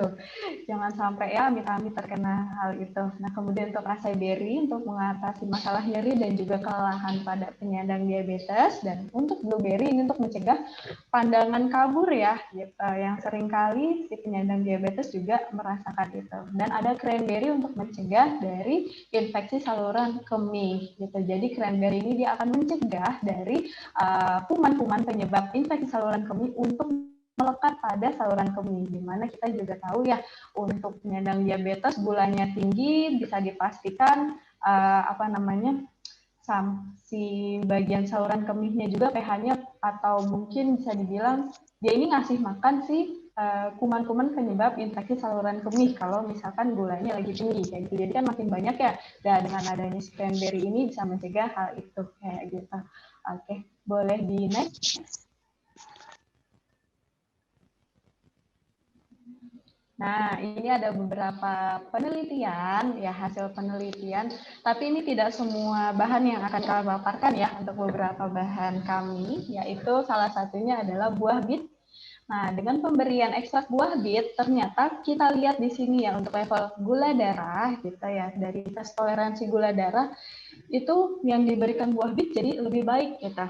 Dan lebih terkontrol ya. Dan kemudian kalau untuk yang digambar yang sebelahnya ini adalah sel islet pankreas, gitu. Yang bagian A adalah yang normalnya, yang B ini sebagai kontrol yang terkena diabetes, dan yang C ini penyandang diabetes dengan diberikan ekstrak buah bit. Kalau kita lihat nih si sel islet pankreasnya berdasarkan hasil penelitian ini, yang bagian A dan bagian C itu sudah hampir mirip-mirip ya. Kayak gitu. Jadi bisa dikatakan bahwa pemberian si ekstrak buah bit ini bisa membantu dalam memanajemen level gula darah gitu. Sehingga dengan cara memperbaiki dari sel islet pankreas kayak gitu. Boleh di next.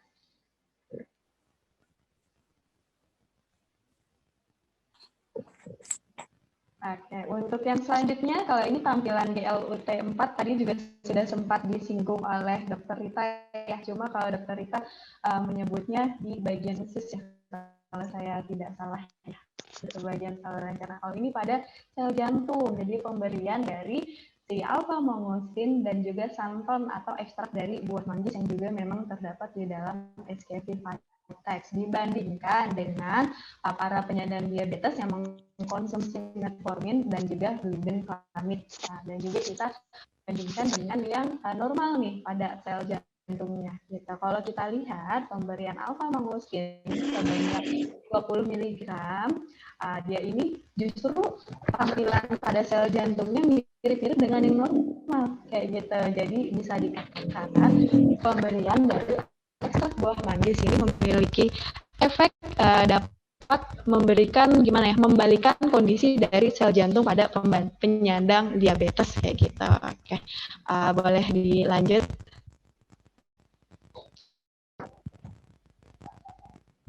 Nah, kalau untuk yang saat ini itu adalah pemberian ekstrak sirsak ya. Nah, kalau pada ekstrak sirsak kita lihat di sini adalah islet pankreas juga. Ini dibandingkan antara yang normal, kemudian diabetesnya, kemudian ekstrak sirsak sebanyak 100 mg ya per kilogram berat badan gitu.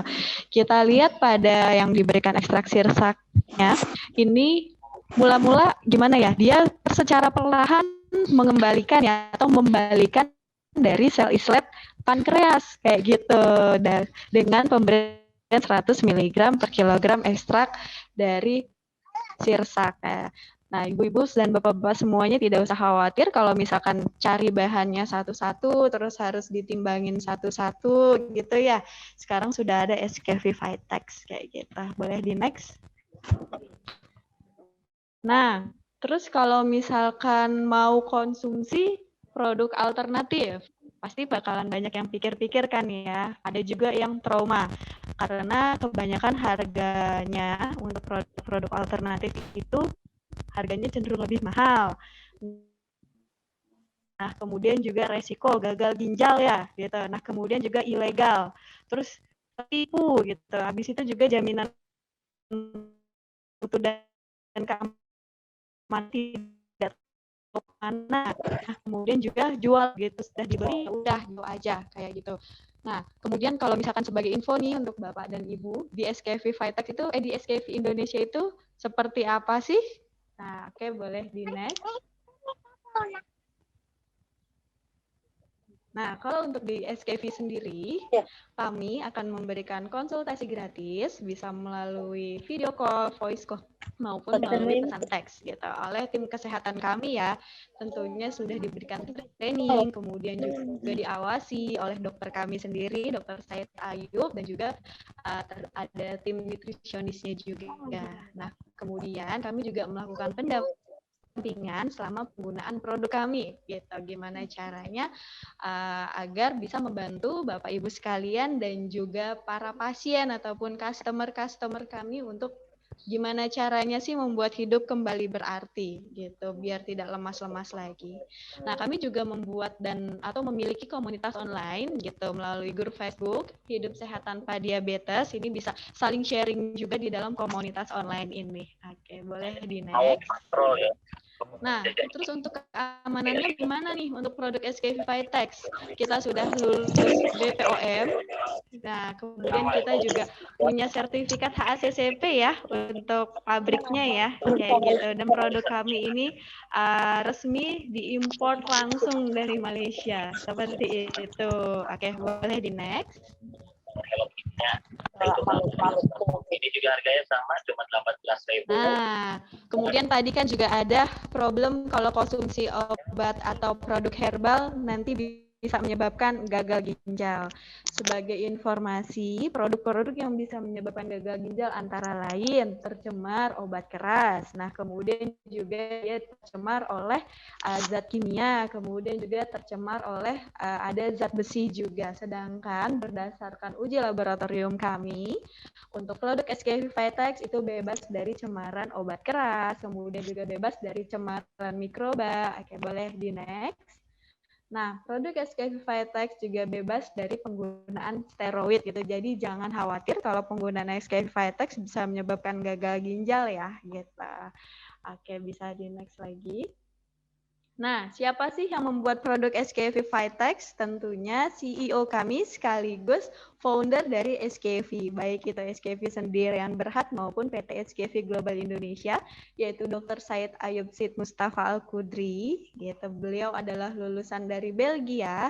Nah, dalam prakteknya beliau membuat atau meracik dari SKV Vitex ini berdasarkan teori ilmiah dari Elizabeth Blackburn gitu yang memenangkan teori Nobel ya gitu tentang telomerase shortening gitu. Jadi gimana caranya nih kita membuat si telomerase kita kembali panjang gitu. Karena kalau misalkan telomer kita pendek itu bahaya, ntar isi DNA-nya bisa keluar ya, kemudian bisa menyebabkan penyakit degeneratif bagi yang belum punya, dan kemudian bagi yang sudah punya akan semakin sulit untuk mengelola penyakit degeneratif itu termasuk diabetes.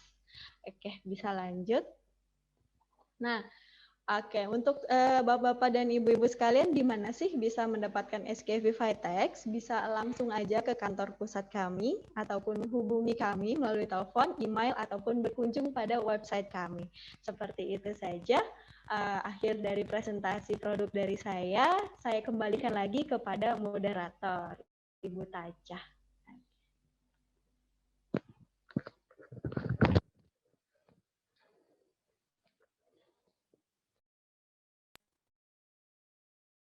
Oke, Mbak Rensi, pemaparannya juga sangat jelas mengenai produk SKV Vitex ya.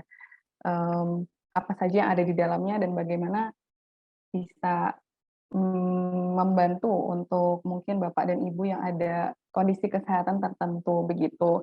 Ini saya melihat memang pertanyaannya lumayan banyak, sudah banyak yang ditanyakan dari Bapak dan Ibu sekalian, karena mengingat keterbatasan waktu, saya coba langsung pilih aja kali ya.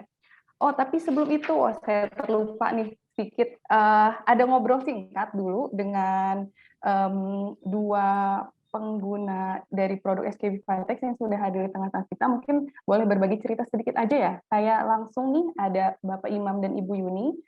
Halo Bapak Imam dan Ibu Yuni, boleh saya dengar suaranya?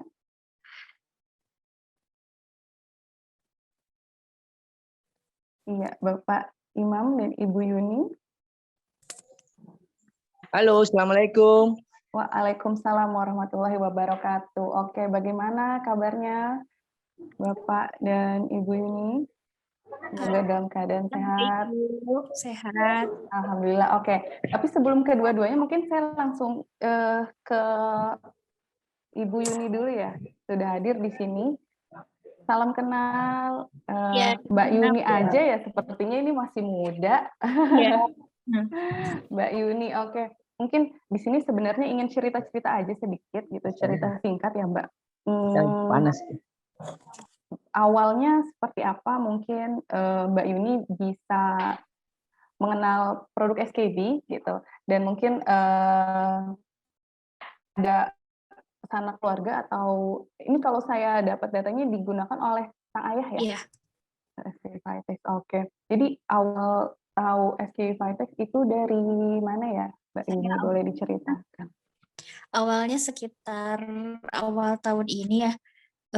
Kebetulan ayah saya punya diabetes dan tidak kunjung terkontrol gitu, gula darahnya, sudah memakai obat juga. Terus saya searching iseng-iseng, terus ketemulah website dari SKP Vitex ya. Dulu itu saya lihat Mbak Oki Setiana Dewi yang jadi itu ya search-nya. Saya coba lihat, terus ada kata-kata kebas gitu kan, masalah di ayah saya itu kakinya sering ngeluh kebas, tangan gitu. Ya saya rasa kenapa coba gitu. Akhirnya saya coba menghubungi, terus coba order waktu itu 1 botol dan alhamdulillah ada kerasanya gitu. Kakinya yang dulu itu kebas, sakit, alhamdulillah udah bisa dibilang sembuh sih kalau kaki. Cuman tinggal tangannya aja, tapi udah mulai berkurang. Oke, oh alhamdulillah. Jadi kondisinya waktu itu kakinya ya, kaki dan tangannya kebas gitu ya Mbak ya? Iya.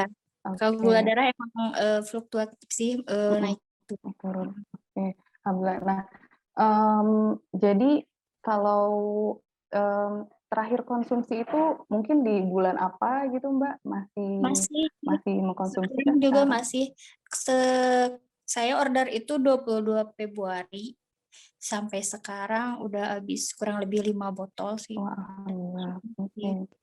Jadi masih terus dikonsumsi ya? Oke. Masih, karena belum mendapatkan darah yang terkontrol gitu. Oke. Jauh ini sih udah lumayan turun sih, nggak sampai 200 ke atas gitu, nggak. Terakhir itu 132 waktu puasa itu. Terakhir cek. Oke. Untuk sekarang mungkin Ayah juga, Mbak Yuni juga berpuasa? Puasa, alhamdulillah. Oke. Baik, terima kasih nih Mbak Yuni. Mbak Yuni dari daerah mana? Saya dari Bandung. Oh, dari Bandung. Oke. Alhamdulillah kalau sudah sampai ke Bandung gitu ya. Ini terima kasih untuk Mbak Yuni. Saya langsung ke Bapak Imam ya. Ya. Halo Pak Imam. Bapak Imam sudah hadir juga ya, tadi saya lihat. Boleh saya dengar suaranya?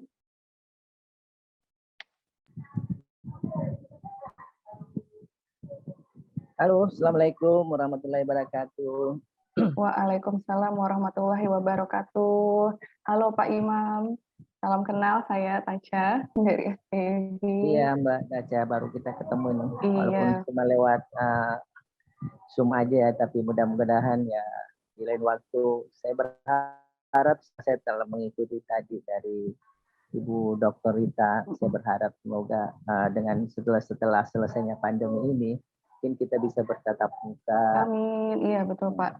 Biar saya ini Mbak nggak panjang lebar. Saya cuma mau memberikan pengalaman saya bahwa sebelumnya itu saya kira-kira di 2018 itu Mbak, saya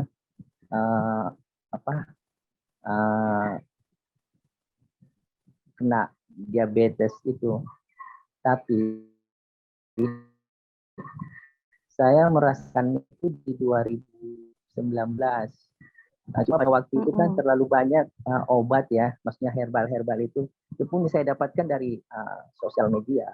Akhirnya saya sempat putus asa juga, mau langsung konsultasi langsung ke dokter, tapi pada waktu itu saya melihat kondisi yang saya alami itu memang betul-betul apa yang saya baca dengan penyakit penderita diabetes itu saya alami, terutama tuh, mestinya kalau malam saya kadang 3 kali saya buang air kecilnya buang air sampai ya, Pak, ya? buang air kecil itu sampai 3 kali loh Mbak. Terus yang saya rasakan juga capek gitu kan, padahal pada waktu itu kan saya ini suka olahraga nih Mbak. Saya dulu rajinnya tuh jogging. Olahraga apa nih Pak? Oh, jogging. Nah, itu bisa sampai 10 kilo.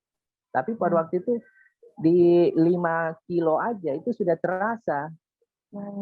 Akhirnya lelah ya banyak Pak, lah. seperti biasa iya. gitu ya. Ya nggak seperti biasa. Artinya banyak lah Mbak. Artinya penyakit tanda-tanda penyakit diabetes itu saya alami gitu. Sama tuh kayak suka buang air kecil, suka capek, lelah begitu ya Mbak ya.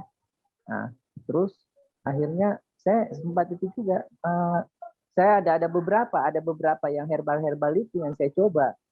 Tapi kan saya belum putuskan untuk ke dokter. Nah, akhirnya saya ketemu tuh.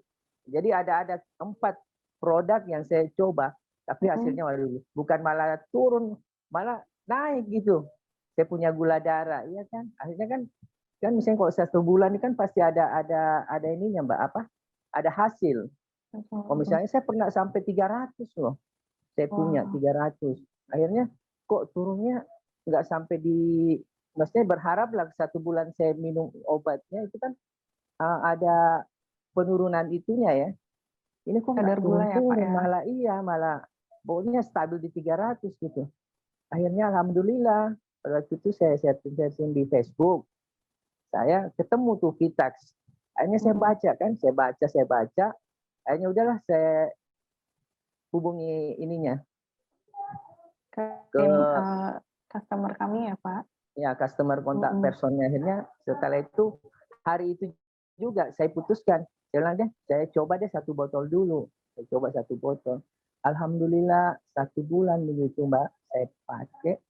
Itu kan dengan karena pada waktu itu saya gula darah saya itu di 200 lebih lah. Oh, oke. Di 200 lebih, mungkin sekitar 270. Saya minum Vitax itu, akhirnya 1 bulan dengan saya minum itu 2 kali Mbak. Jadi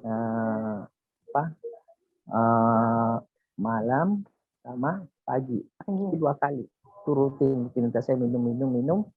Akhirnya saya habis 1 botol itu, coba saya lihat hasilnya. Kok dia langsung turun gitu Mbak ya? Saya langsung turun. Tapi bukan berarti saya minum obatnya itu, tetap saya jaga juga kan pola makan. Betul. Terus saya tetap olahraga. Nah, akhirnya alhamdulillah setelah lama begitu, saya habisin 2 botol itu stabil loh Mbak, turun di bawah 200. Jadi saat ini sudah di bawah 200 begitu ya Pak? Terakhir kemarin 2 minggu lalu itu di 141. Tapi itu udah stabil di situ dia Mbak, 150 ke bawah. Pernah 120, tapi sebelum masuk bulan puasa kemarin. Tapi saya belum pernah ini sih. Jadi selama bulan puasa ini itu saya berhenti dulu tuh Mbak, saya mau lihat dulu. Tapi kalau Vitaxnya tetap ada. Masih ada. Ya, mungkin gitu kali Mbak ya. Wah, terima kasih banyak Pak Imam. Alhamdulillah, saya juga merasa ikut turut senang ya Pak atas kondisi yang membaik begitu, karena memang alhamdulillah iya. Alhamdulillah iya. Karena malah memang saya sudah berani Mbak. Malah saya sudah berani untuk sampaikan ke ada beberapa teman kantor yang itu saya artinya bukan bahwa karena mungkin Bapak sudah Anda minum merasakan kayak ini, begitu karena ya. saya merasakan. Baik. Kalau yang kemarin-kemarin saya nggak berani Mbak, karena hasilnya juga nggak maksimal kan. Malah kita tambah stres aja, kok nggak bisa turun ini, padahal kita udah 2 minggu minumnya tapi kok nggak bisa turun. Alhamdulillah teman kantor sekarang udah mungkin kontak ke Vitax juga. Alhamdulillah. Ini Pak Imam dari daerah mana? Saya nih, Jakarta Pak? Mbak. Oh, dekat lah dengan kantor kami juga gitu ya. Memang semoga nanti kalau pandemi sudah berakhir tatap muka bisa dilaksanakan begitu. Baik. Jadi tapi Pak Imam untuk olahraga makan tetap dijaga ya Pak ya, betul ya? Masih ya. Berharap sih Mbak, pola makannya dijaga tapi kayaknya karena bulan puasa ini kan banyak yang manis-manis. Iya itu dia. Seperti udah tadi di materi Bu Rita kan boleh mungkin ya manis, tapi mungkin pemilihannya ya Pak ya. Seperti itu. Oke. Baik, terima kasih banyak Pak Imam untuk ceritanya. Ini saya juga ikut bahagia begitu ya. Oke, mungkin kita bisa berjumpa di lain waktu lagi Pak. Oke, amin, insya Allah. Baik, saya langsung saja sekarang ke sesi tanya jawab karena memang sudah banyak yang menanti-nanti. Ini ada juga pertanyaan ke Dr. Rita tentunya. Bu Rita masih ada di tengah-tengah kita ya. Siap, ada. Dokter ini, Bu Rita ini maaf nih agak lama, tapi kita sekarang langsung ke sesi pertanyaan. Siap. Saya coba pilih dulu nih karena lumayan banyak ya. Tadi saya ada lihat ke satu pertanyaan mengenai baik dari testimonial. Dari Mbak Feni Roshani ya. Halo Mbak Feni, ini saya bacakan pertanyaannya dari UPTD Puskesmas Jatinegara. Wah, sedang bekerja atau tidak nih Mbak Feni? Terima kasih sudah ikut join juga. Pertanyaannya adalah bagaimana diet yang tepat untuk ibu hamil komplikasi diabetes HB8 begitu, Bu Rita. Mungkin boleh coba menjawab. Oke, baik Mbak Tasya, terima kasih. Bu Feni dari Puskesmas Jatinegara tadi ya? Betul, ya. UPTD Siap. Jatinegara. Ya, oke. Terima kasih juga pertanyaannya. Nah, jadi gini, kalau seorang ibu hamil mengalami diabetes, mesti kita pahami dulu itu diabetes yang terjadi apakah memang ibu ini sebelum hamil sudah seorang diabetisi, lalu kemudian hamil gitu ya. Karena kalau itu yang terjadi, dia akan kontrol sepanjang kehidupan. Jadi pada saat lahir pun anaknya dia tetap seorang diabetisi. Nah, tapi kalau kemudian ada juga diabetes yang terjadi ketika sudah hamil. Nah, itu disebut sebagai diabetes gestasional. Kalau diabetes gestasional itu terjadi karena akibat dari kehamilan itu tadi, di mana pada saat itu ada perubahan hormonal. Jadi respon terhadap insulin kepada glukosa pun menurun gitu ya. Ditambah lagi dengan HB yang rendah, karena HB ini juga punya peran mengikat glukosa itu tadi. Nah, itu sangat berkorelasi. Jadi banyak diabetes gestasional terjadi pada ibu hamil yang HB-nya rendah. Makanya ibu hamil kalau HB-nya rendah, itu mulai kehamilan sudah kita support dengan tablet tambah darah untuk mencegah komplikasi ke yang lain itu tadi. Nah, kalau diabetes gestasional, itu penanganannya adalah sama sebenarnya tahapan tadi ya, bahwa yang perlu kita siasati pertama kali selain kita mulai meniadakan seluruh karbohidrat sederhana dan meningkatkan karbohidrat dan menggantinya dengan karbohidrat kompleks yang berpati dan berserat serta berindeks glikemik rendah. Nah, itu pilihan yang kita beri seperti orang diabetes pada umumnya dengan konsumsi sayur yang 6 porsi, kemudian konsumsi sayur 6 porsi dan konsumsi buah yang 5 porsi tadi. Seperti itu aturan makannya. Nah, kemudian plusnya yang berbeda dengan diabetes pada umumnya adalah dia harus diberikan makanan yang kaya akan zat besi. Kenapa demikian? Karena tujuannya untuk meningkatkan kadar hemoglobin tadi. Jadi kalau kadar HB-nya masih rendah, maka diabetes gestasionalnya agak sulit kita kendalikan. Jadi yang kita lakukan hanya mengendalikan kondisi diabetes pada saat kehamilan ini tadi, gitu ya. Nah, HB yang rendah itu diberikan support tabel tambah darah, kemudian juga ditingkatkan asupan protein dan asupan zat besi serta vitamin C. 3 zat ya, asupan protein, asupan zat besi, dan asupan vitamin C. Karena 3 ini berinteraksi untuk membangun hemoglobin tadi. Lalu baru kemudian meniadakan seluruh karbohidrat sederhana, memilih yang kompleks berserat dan berindeks glikemik rendah, kemudian pemberian sayur menjadi 6 porsi 3 kali waktu makan, dan buah 5 kali di 3 kali utama waktu makan dan 2 kali selingan. Itu aturan makannya.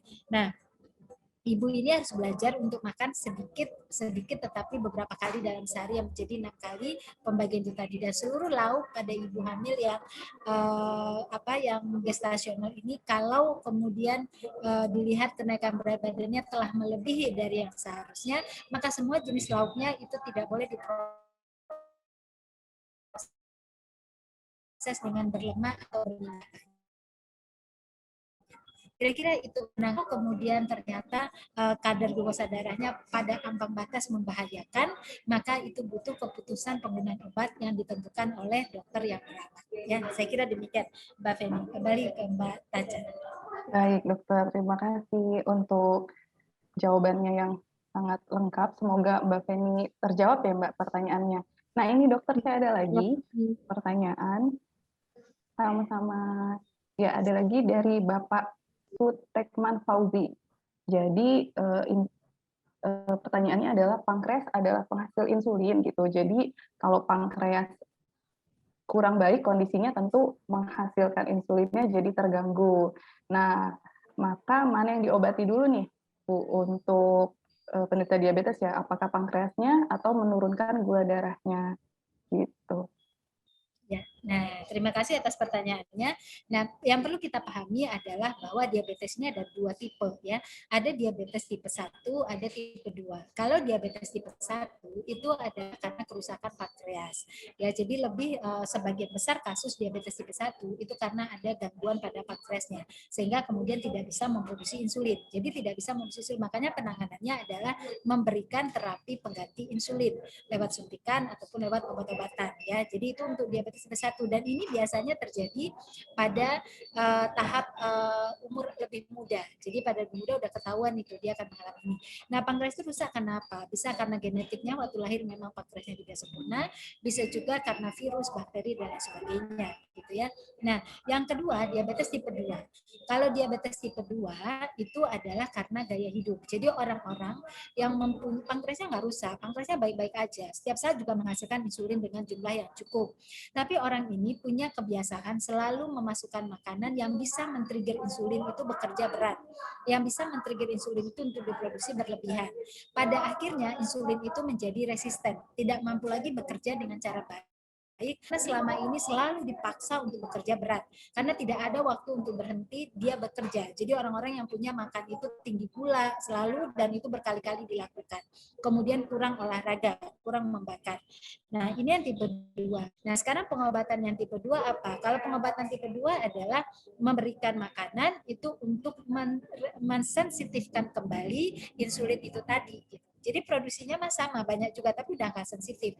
Nah, itu makanan itu bisa mensensitifkan kembali insulin dan kemudian juga dilakukan modifikasi dengan exercise, itu juga tujuannya adalah membuat insulin itu kembali sensitif.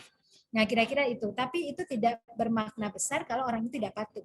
Nah, oleh karena itu nanti kontrol pemberian glukosa dimaksudkan untuk supaya tidak men-trigger insulin karena dia sudah resisten. Nah, itulah perbedaannya. Nah, jadi kalau pertanyaannya, apakah pankreas dulu yang diobati? Kalau pankreas sudah rusak nggak bisa diobati, dia tidak bisa dikembalikan. Jadi ya organnya kalau memang udah rusak dan insulinnya terbukti tidak bisa diproduksi lagi dalam jumlah yang cukup, maka dia akan melakukan terapi insulin sepanjang kehidupannya. Tapi kalau pankreasnya masih bagus, insulin bisa diproduksi tapi resisten, maka dia bisa berhenti obat. Tidak perlu terapi obat ketika dia bisa memasukkan karbohidrat bertahap dalam jumlah tertentu sehingga tidak pernah men-trigger insulin bekerja berat dan tidak pernah membuat kadar glukosa darah itu meningkat. Nah, itu yang DM tipe 2. Nah, kalau ditanya, mana banyak kasusnya di Indonesia saat ini? Yang terbanyak adalah yang DM tipe 2. Kalau DM tipe 1 hanya sedikit ya, nggak banyak. Dan dia memang akan diajarkan cara nyuntik dan sebagainya, karena itu terapi seumur hidup untuk memberikan insulin ke dalam tubuhnya. Nah, kira-kira itu ya perbedaannya, dan jawabannya saya kira sudah bisa menjawab mana yang duluan karena sangat tergantung kepada tipe apa dulu mereka. Gitu ya, kembali ke Mbak Taca. Oke. Untuk Pak Sutekman Fauzi ada pertanyaan lanjutan nih, Bu. Jadi untuk kondisi tersebut, pilihan makanan yang disarankan seperti apa ya? Ya, ini untuk yang mana nih? Untuk yang tipe 1 apa tipe 2? Kalau tipe 1 sangat tergantung. Jadi gini, tanpa membedakan tipe, karena ini kerusakan yang terjadi pada ketidakmampuan insulin di dalam merubah glukosa jadi energi. Ini prinsip ini kita pegang dulu ya. Maka kita tahu glukosa sumbernya dari mana? Glukosa sumbernya adalah dari karbohidrat. Maka tanpa membedakan tipe, kita harus bisa kontrol karbohidratnya masuk ke dalam tubuh seseorang ini tidak menyebabkan terjadinya stimulasi glukosa yang berlebihan di dalam darah dan memancing insulin bekerja lebih berat. Itu konsep utama. Sehingga makanan yang mengandung karbohidrat ini harus terdistribusi secara baik pada 6 kali waktu makan. Tidak boleh ada gejolak. Jadi misalnya pagi nasi goreng, siang nggak makan, atau siang kemudian makan cuma 2 sendok, itu gejolak namanya. Jadi harus, makanya kenapa buah 5, karena buah yang di jam 10, di jam 3 itu bermaksud untuk memberikan karbohidrat dengan glukosa yang secukupnya. Jadi sepanjang waktu glukosa terpenuhi, karena orang DM itu glukosa ini gampang tinggi, gampang anjlok. Kenapa ada buah di jam 10 supaya tidak anjlok? Kenapa di pagi hari harus yang berserat supaya nggak tinggi gitu, supaya nggak hiper dan supaya nggak hipo. Jadi itu ada maksudnya. Kenapa sayur harus 2 porsi pada makan utama? Karena ada nasi yang dimakan pada saat itu, ada makanan pokok supaya tidak terjadi hiper. Kenapa harus ada buah di jam 10 supaya tidak terjadi hipo? Jadi ini dibikin flat, itu konsepnya tuh ya, konsep utama. Nah, sekarang kalau dia DM tipe 1 pakai insulin, bagaimana pengaturan makannya? Prinsipnya sama, tapi peletakan karbohidratnya berbeda.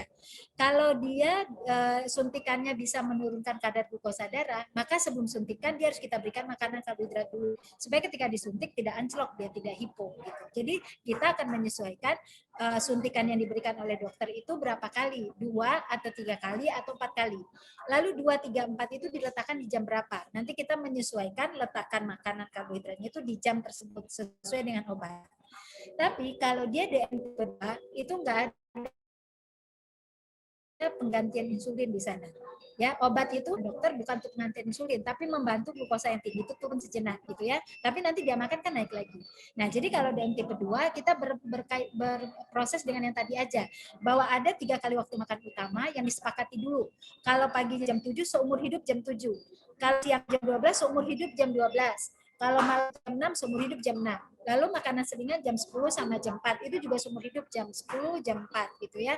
Nah, itu disepakati dulu tuh. Nah, di situ ada karbohidrat yang diberikan dengan pola yang tadi saya katakan. Ini akan berlaku sepanjang hidup. Ketika seorang diabetisi ini tidak menerapkan aturan ini sepanjang hidupnya, maka sangat mungkin terjadi pada tahun pertama, tahun kedua terjadi komplikasi. Karena kalau dia tidak menerapkan pola makan ini dengan baik, maka glukosa dalam darahnya akan selalu berenang-berenang. Banyak. Kalau itu banyak, pertama kali dia akan merusak sistem pembuluh darah kita. Jadi kadar lipida darah naik di situ. Terjadilah dislipidemia yang akan memacu serangan jantung. Kemudian glukosa darah yang tinggi itu membuat darah itu kental. Sehingga ginjal akan bekerja berat dalam proses reabsorpsi, filtrasi, terjadi gangguan ginjal terminal. Kalau ginjal itu udah terminal itu. Ya, nah kemudian glukosa yang kental tidak bisa mengantarkan zat gizi ke mata, ke saraf. Terjadi gangguan saraf, terjadi gangguan mata, gitu ya.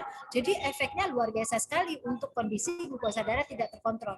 Oleh karena itulah kontrol glukosa darah diatur dengan pemberian makan tadi. Nah terkait dengan fitokimia atau fitonutrisi, itu adalah zat-zat yang bisa memberikan respon positif terhadap kerja pengaturan-pengaturan itu tadi. Jadi pada orang tertentu yang tidak mampu memenuhi dari makanan, maka itu dia dia akan sangat mungkin membutuhkan bantuan-bantuan fitokimia tadi. Kalau ditanya, fitokimia kan ada dalam buah-buahan dan sayuran. Kenapa itu nggak diperbanyak makannya? Tadi kalau untuk buah terjawab oleh Pak Taca ya, buah itu identik juga dengan glukosa. Jadi kalau kita ingin mendapatkan fitokimianya banyak, terpaksa kita makan buah jadi 200 gram, risiko untuk glukosa darah. Tapi kalau kemudian kita bisa fitokimianya aja yang kita makan, gitu kan, nah itu nggak ada risiko untuk glukosa. Nah itu kan sebenarnya itu adalah teknologi pangan, gitu ya. Bagaimana menghadirkan zat-zat dari makanan itu menjadi lebih mudah untuk kita asup karena pada kondisi khusus ini. Kira-kira seperti itu jawabannya. Jadi nanti sangat spesifik ya apa kita berada pada kategori mana sehingga itu bisa dikonsulkan ke ahli gizi ya. Saya kira demikian. Kembali ke Mbak Caca. Baik Bu, jadi memang ada perbedaan mungkin ya untuk tadi dulu tipe mana ya yang harus atau kondisi dari pasien tersebut, jadi bisa menentukan mungkin gizinya seperti apa dan nutrisi makanan yang tepat seperti apa. Tapi untuk Pak Sutekman semoga terjawab nih pertanyaannya. Oke. Nah, Bu, ini ada yang berbeda nih pertanyaannya karena mungkin pertanyaan-pertanyaan lain kondisi diabetes untuk dirinya sendiri mungkin ya, tapi ini ada pertanyaan untuk dari Bapak atau Ibu Kluk-Kluk nih. Bapak atau Ibu Kluk-Kluk ya, izin bertanya bagaimana mengatur pola makan anak saya yang doyan manis sehingga badannya gendut di mana keluarga ayahnya genetik diabetes begitu, dan anak saya umur 17 masa pertumbuhan dan doyan makan. Saya juga udah nggak 17 memang masih doyan makan juga sih, jadi ini butuh juga nih.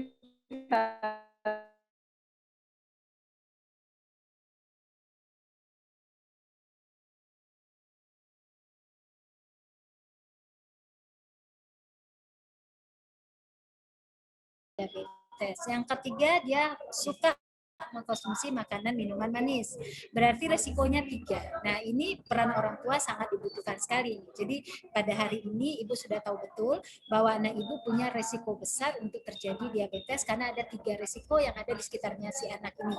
Dan kemudian Ibu juga harus sangat paham bahwa ketika seorang itu telah terdiagnosis diabetes, Ibu tidak bisa membalikkan untuk kembali sembuh. Yang bisa Ibu balikan adalah kontrol glukosa darah, tapi tidak bisa membalikan ke sembuh tadi. Karena penyakit diabetes itu penyakit kekacauan metabolik. Jadi metaboliknya sudah kacau. Jadi yang kekacauan itu nggak bisa kita balikan, tapi kekacauan itu bisa diatur untuk tidak mengalami manifestasi klinis. Itu aja yang bisa dilakukan. Oleh karena itu sebelum terlambat, maka Ibu atau Bapak harus kemudian melakukan upaya untuk merubah perilaku anak ini. Kan kalau dia suka makanan minuman manis berarti tuh dia perilakunya suka memilih makanan minuman manis gitu ya. Nanti Ketika makanan minuman manis sudah terkontrol, itu berpengaruh pada dua hal. Pada berat badannya pengaruh, dan kemudian juga pada respon insulinnya juga pengaruh. Gitu ya. Jadi kalau ada juga orang nggak gemuk tapi makanan minuman manis saja, berarti respon insulin saja. Kalau dia gemuk berarti dua respon yang terjadi yang akan menstimulasi peningkatan kinerja insulin itu tadi, gitu ya. Nah, terkait putra ibu yang usianya 17 tahun, saya katakan 17 tahun itu sudah pertumbuhan yang menjelang akhir. Nanti akan selesai di usia 19 tahun. Jadi kita tidak berharap banyak lagi untuk 17. Kecuali putra ibu berusia 13 sampai 15 tahun, kita masih berharap banyak. Jadi kita cukup tingkatkan aktivitasnya dia, perbanyak dia gerakannya, maka nanti berat badannya akan menyesuaikan, dan nanti kalau berat badannya udah kembali normal, sensi rasanya terhadap gula akan berkurang. Jadi itu ada korelasi antara penurunan berat badan dengan sensi rasa. Itu aman. Kalau anaknya perempuan usia 11-13 masih aman kita untuk hanya menambahkan exercise saja.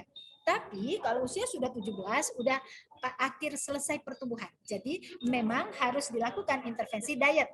Nah, intervensi dietnya Ibu sudah tahu kan bahwa intervensi dietnya saya akan mengurangi makanan minuman manis pada anak dan mengurangi jumlah kalori secara keseluruhan supaya berat badan anak turun, kemudian resiko makanan manis juga rendah. Bagaimana caranya? Caranya adalah itu kan perilaku ya Bu. Nah kira-kira bagaimana kita merubah perilaku seseorang? Satu adalah pertama kita harus memberitahu bahwa perilaku dia tidak baik. Jadi anak itu harus diberitahu bahwa ini berbahaya loh nak, kalau kamu lanjutkan kamu akan berisiko mengalami bla bla bla bla. Itu adalah pemberitahuan. Setelah pemberitahuan akan berhasil ketika kita dukung dengan enabling factor, ketersediaan bahannya. Ketika kita mengatakan anak tidak boleh makan yang manis, maka ibu di rumah tidak boleh menyediakan makanan manis, tidak boleh memfasilitasi anak dapat makanan manis. Nah, kalau suatu periode transisi, kita bisa gunakan gula pengganti yang aman. Gula pengganti yang aman dengan dosis yang sesuai. Baca infonya, info labelnya berapa yang aman itu tadi. Nah, itu bisa kita lakukan juga. Jadi kita berikan pengganti gula tadi. Nah, yang ketiga, Ibu, setelah dia makanan manis tidak tersedia lagi, kemudian sekali waktu dia minta yang manis, kita ganti dengan gula pengganti yang aman, gitu ya. Kita kuatkan terus, karena namanya perilaku, nanti kalau nggak kita kuatkan, dia lupa dengan perilaku yang sudah jalankan, dia kembali lagi. Karena gempuran dari iklan makanan minuman kekinian sangat tinggi dibandingkan apa yang kita berikan di rumah. Jadi artinya nasihat kita kalah oleh iklan yang sekarang ada. Jadi ibu harus lebih gencar nasihat itu tadi. Nah, anak ibu usia 17 masih bisa dibilangin karena dia itu masih tergantung sebenarnya pada kedua orang tuanya. Tergantung bagaimana cara ibu memulai. Kalau ibu nggak mampu, libatkan gurunya yang dia segani. Kalau gurunya nggak mampu, libatkan temannya yang dia segani untuk melakukan perubahan itu tadi. Jadi intinya memang anak harus keluar dari makanan minuman manis, dan sebagai sekali waktu rekreasi makanan minuman manis kita menggunakan gula pengganti yang aman. Nah, Ibu selain itu coba cek makanan jenis lainnya dia. Ya, bagaimana sayurnya, bagaimana buahnya, ya, itu harus dicukupkan. Karena kalau sayur dan buah tidak cukup, itu dua perkara yang ada. Jadi dua perkara yang saya maksudkan adalah satu, betul makanan minuman manis itu akan membuat insulinnya tidak bekerja. Dengan tidak makan sayur dan buah, mikronutrien tidak cukup juga untuk membuat insulin itu bekerja. Jadi satu, gula itu menggempur insulin, yang satu lagi pertahanannya lemah karena tidak ada mikronutrien membuat insulin itu bisa bekerja lebih baik gitu. Nah, jadi cek juga, saya yakin anak kekinian itu sayur buahnya rendah sekali. Dan itu juga tugas orang tua di rumah dan tugas yang mendampingi anak gitu. Nah, semangat ya Ibu ya, saya titip pesan Ibu harus semangat karena kalau kita perempuan itu sangat berperan besar dalam menentukan perilaku makan keluarga kita, dan para laki-laki atau suami itu mensupport keberhasilan dari apa yang kita lakukan untuk pola makan keluarga kita. Kira-kira begitu Ibu, semangat selalu. Saya kembalikan ke Mbak Taca. Baik. Wah, kalau seperti itu memang wah, semakin ditambahkan begitu ya, Bu ya. Karena seorang ibu kan di rumah seperti bos gitu. Jadi yang mengatur lalu lintas makanan itu memang harus lebih dikontrol lagi gitu. Tapi semangat untuk Bapak atau Ibu penanya tadi.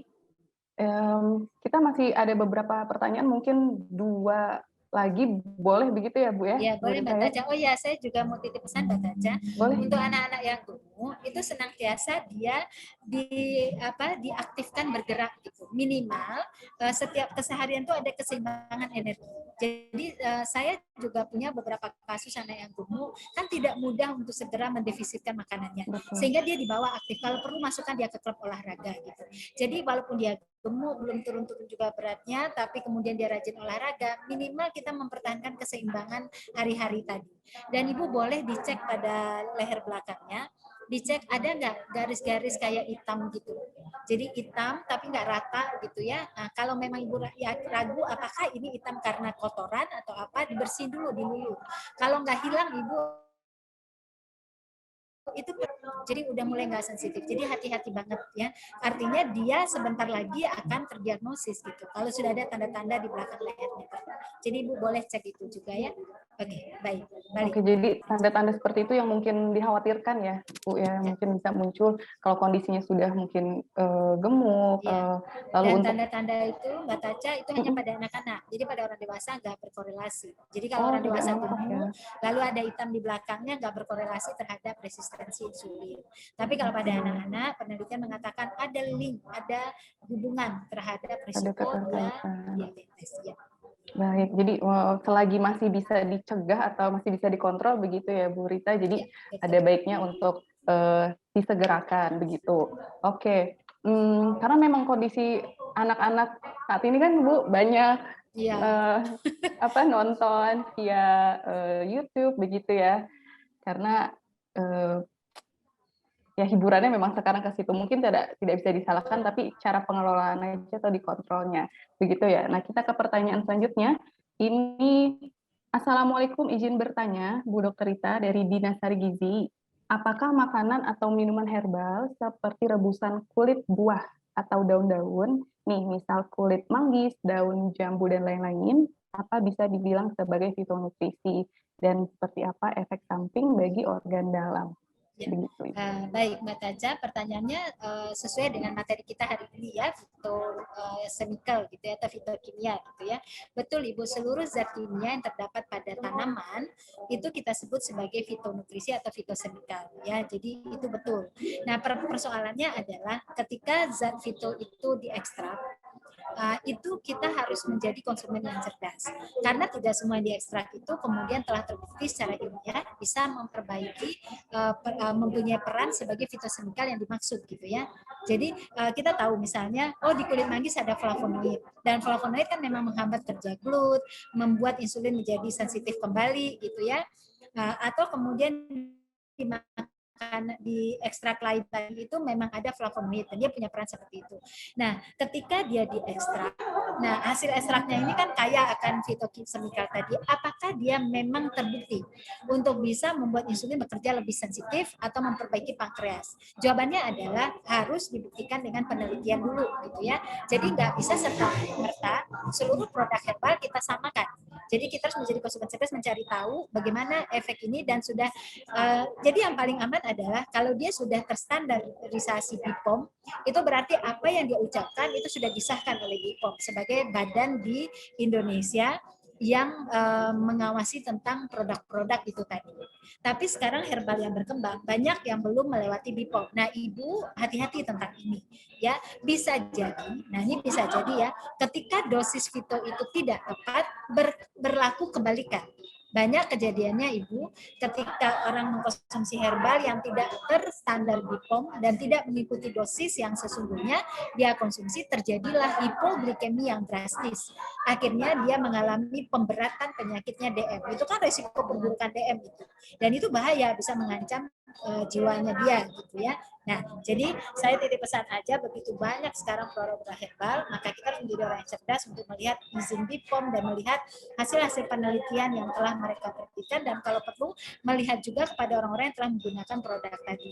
Nah, sementara yang tidak ada efek samping adalah Ibu melakukan proses perubahan pola makan. Nah, ini tidak ada efek samping. Ya, dan ini akan berlaku seumur hidup tadi. Tapi betul pada waktu tertentu kita akan membutuhkan tambahan dari fitosemikal tersebut. Gitu ya. Kembali ke Mbak Taca. Oke, jadi memang penting untuk menjadi konsumen cerdas begitu ya, betul. melihat seperti apa mungkin apakah sudah tersertifikasi dan sudah aman serta proses-proses ini sudah dilewati dengan baik itu untuk menjadi satu produk. Oke, ini menjadi pertanyaan terakhir nih satu lagi Bu Rita dari Mbak Nur Humairo Fairuz SGZ. Wah, ini lulusan gizi ya. Izin bertanya Bu Rita, untuk diabetesi konsumsi serat sangat dibutuhkan, tetapi saat kita konsumsi sayur, jika salah saat mengolah sayurannya, kandungan serat pasti sedikit. Nah, jadi bagaimana nih saran atau cara mengatasi agar bisa kita konsumsi sayurnya memenuhi kebutuhan serat per hari? Oke, siap. Mbak Taca, terima kasih. Pertanyaan juga bagus. Nah, ini serat sama mikronutrien berbeda, Ibu. Kalau serat, dia akan rusak kalau dia disaring, ya, jadi dipisahkan. Tapi kalau dia tidak dipisahkan dari bahan utamanya, itu dia tetap berserat. Walaupun Ibu pengolahannya kematangan, seratnya nggak rusak, gitu ya. Tapi mikronutriennya rusak. Tadi kita bisa lihat ya, insulin kita itu bisa sensitif kembali dalam tanda kutip ya, dia nggak bisa disembuhkan, tapi dia bisa sensitif. Itu adalah dengan catatan tadi glukosanya itu masuk bertahap, itu berarti peran serat. Yang kedua, mikronutriennya tercukupi, jadi dia kembali bisa bermetabolisme dengan baik gitu kan. Nah, untuk serat yang tercukupi ini tadi itu kita dapat dari dua sumber, sayur dan buah.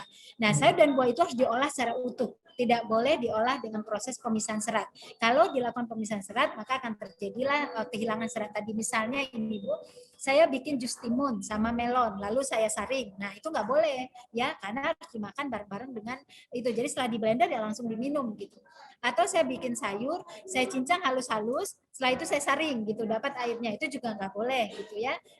Itu juga akan menghilangkan serat. Jadi aman untuk serat. Tapi kalau untuk mikronutrien tidak boleh mengolah dengan cara yang kematangan. Itu mikronutrien rusak. Yang kedua, ketika mengolah sayur tidak boleh dalam keadaan terbuka. Jadi pada saat air sudah mendidih atau minyaknya sudah panas, itu sayur masuk, kita aduk sebentar, kita tutup. Atau kalau yang berkuah tidak perlu diaduk, dibiarkan aja, kita tutup, media air nanti memanaskan. Setelah itu baru kita buka, kita balik, kita tutup lagi. Setelah matang, itu kita hidangkan di tempat yang tertutup juga, yang tidak terkontaminasi udara yang banyak gitu. Nah, setelah itu segera dikonsumsi. Tidak boleh ada pemanasan ulang, tidak boleh dikonsumsi dalam waktu yang lama, karena itu menghilangkan mikronutrien tadi.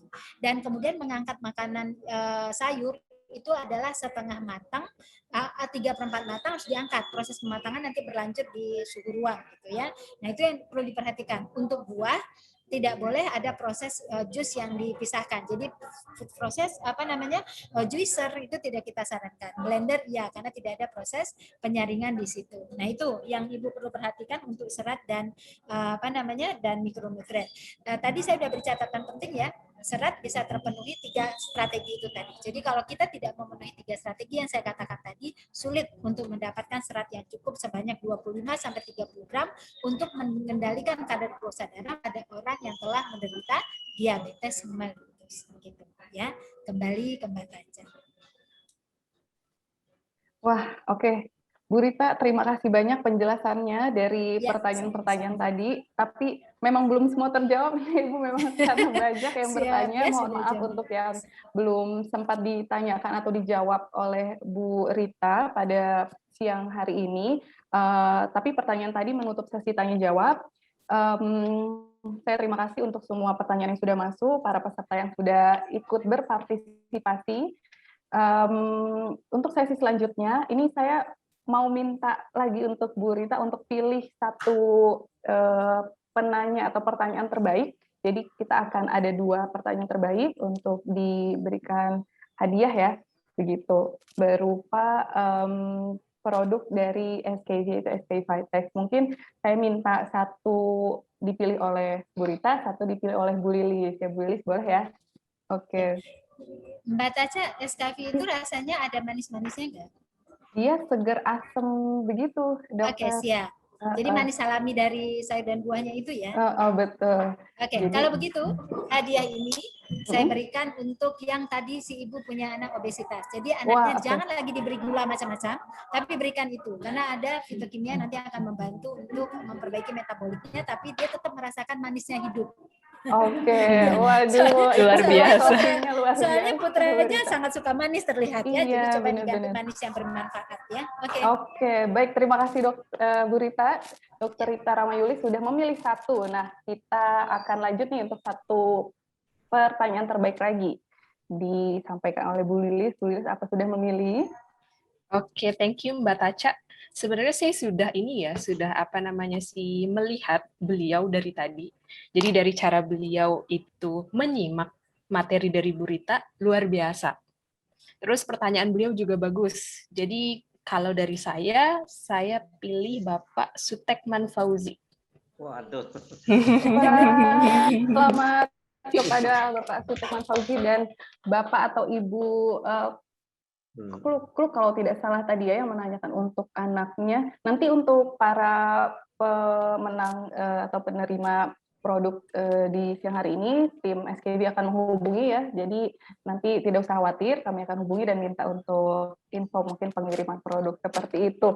Baik, ini sudah sampai di penghujung acara seminar pada pagi hari ini. Memang ini sudah menuju siang dan mungkin ada aktivitas selanjutnya seperti yang melaksanakan ibadah sholat begitu ya, dan untuk aktivitas lainnya. Oke, kalau begitu saya untuk tutup aja seminar pada pagi hari ini. Saya mengucapkan banyak terima kasih, terutama untuk Bu Rita Ramayulis yang sudah banyak memberikan ilmu seputar gizi, makanan, dan tentunya bagaimana pengawalan diabetes begitu. Dan tak lupa juga terima kasih untuk semua partisipan peserta pada seminar hari ini yang sudah bersedia menyediakan waktu dan mencari ilmu baru gitu seputar peran fitonutrisi dan gaya hidup sehat dalam membalikan diabetes. Saya undur diri, mohon maaf bila ada salah kata dan yang tidak berkenan di hati. Semoga semua apa yang disampaikan di seminar kali ini bermanfaat. Sampai jumpa lagi di sesi seminar selanjutnya ya. Begitu, selamat beraktivitas dan selamat siang. Terima kasih semuanya. Mbak Taca, Ibu Lilis, terima Sama-sama, kasih semuanya. Bu Rita, terima kasih banyak. Bapak Terima Ibu kasih, semua. Dokter Rita. Sehat selalu Terima untuk kasih. kita. Salam sehat, terima kasih.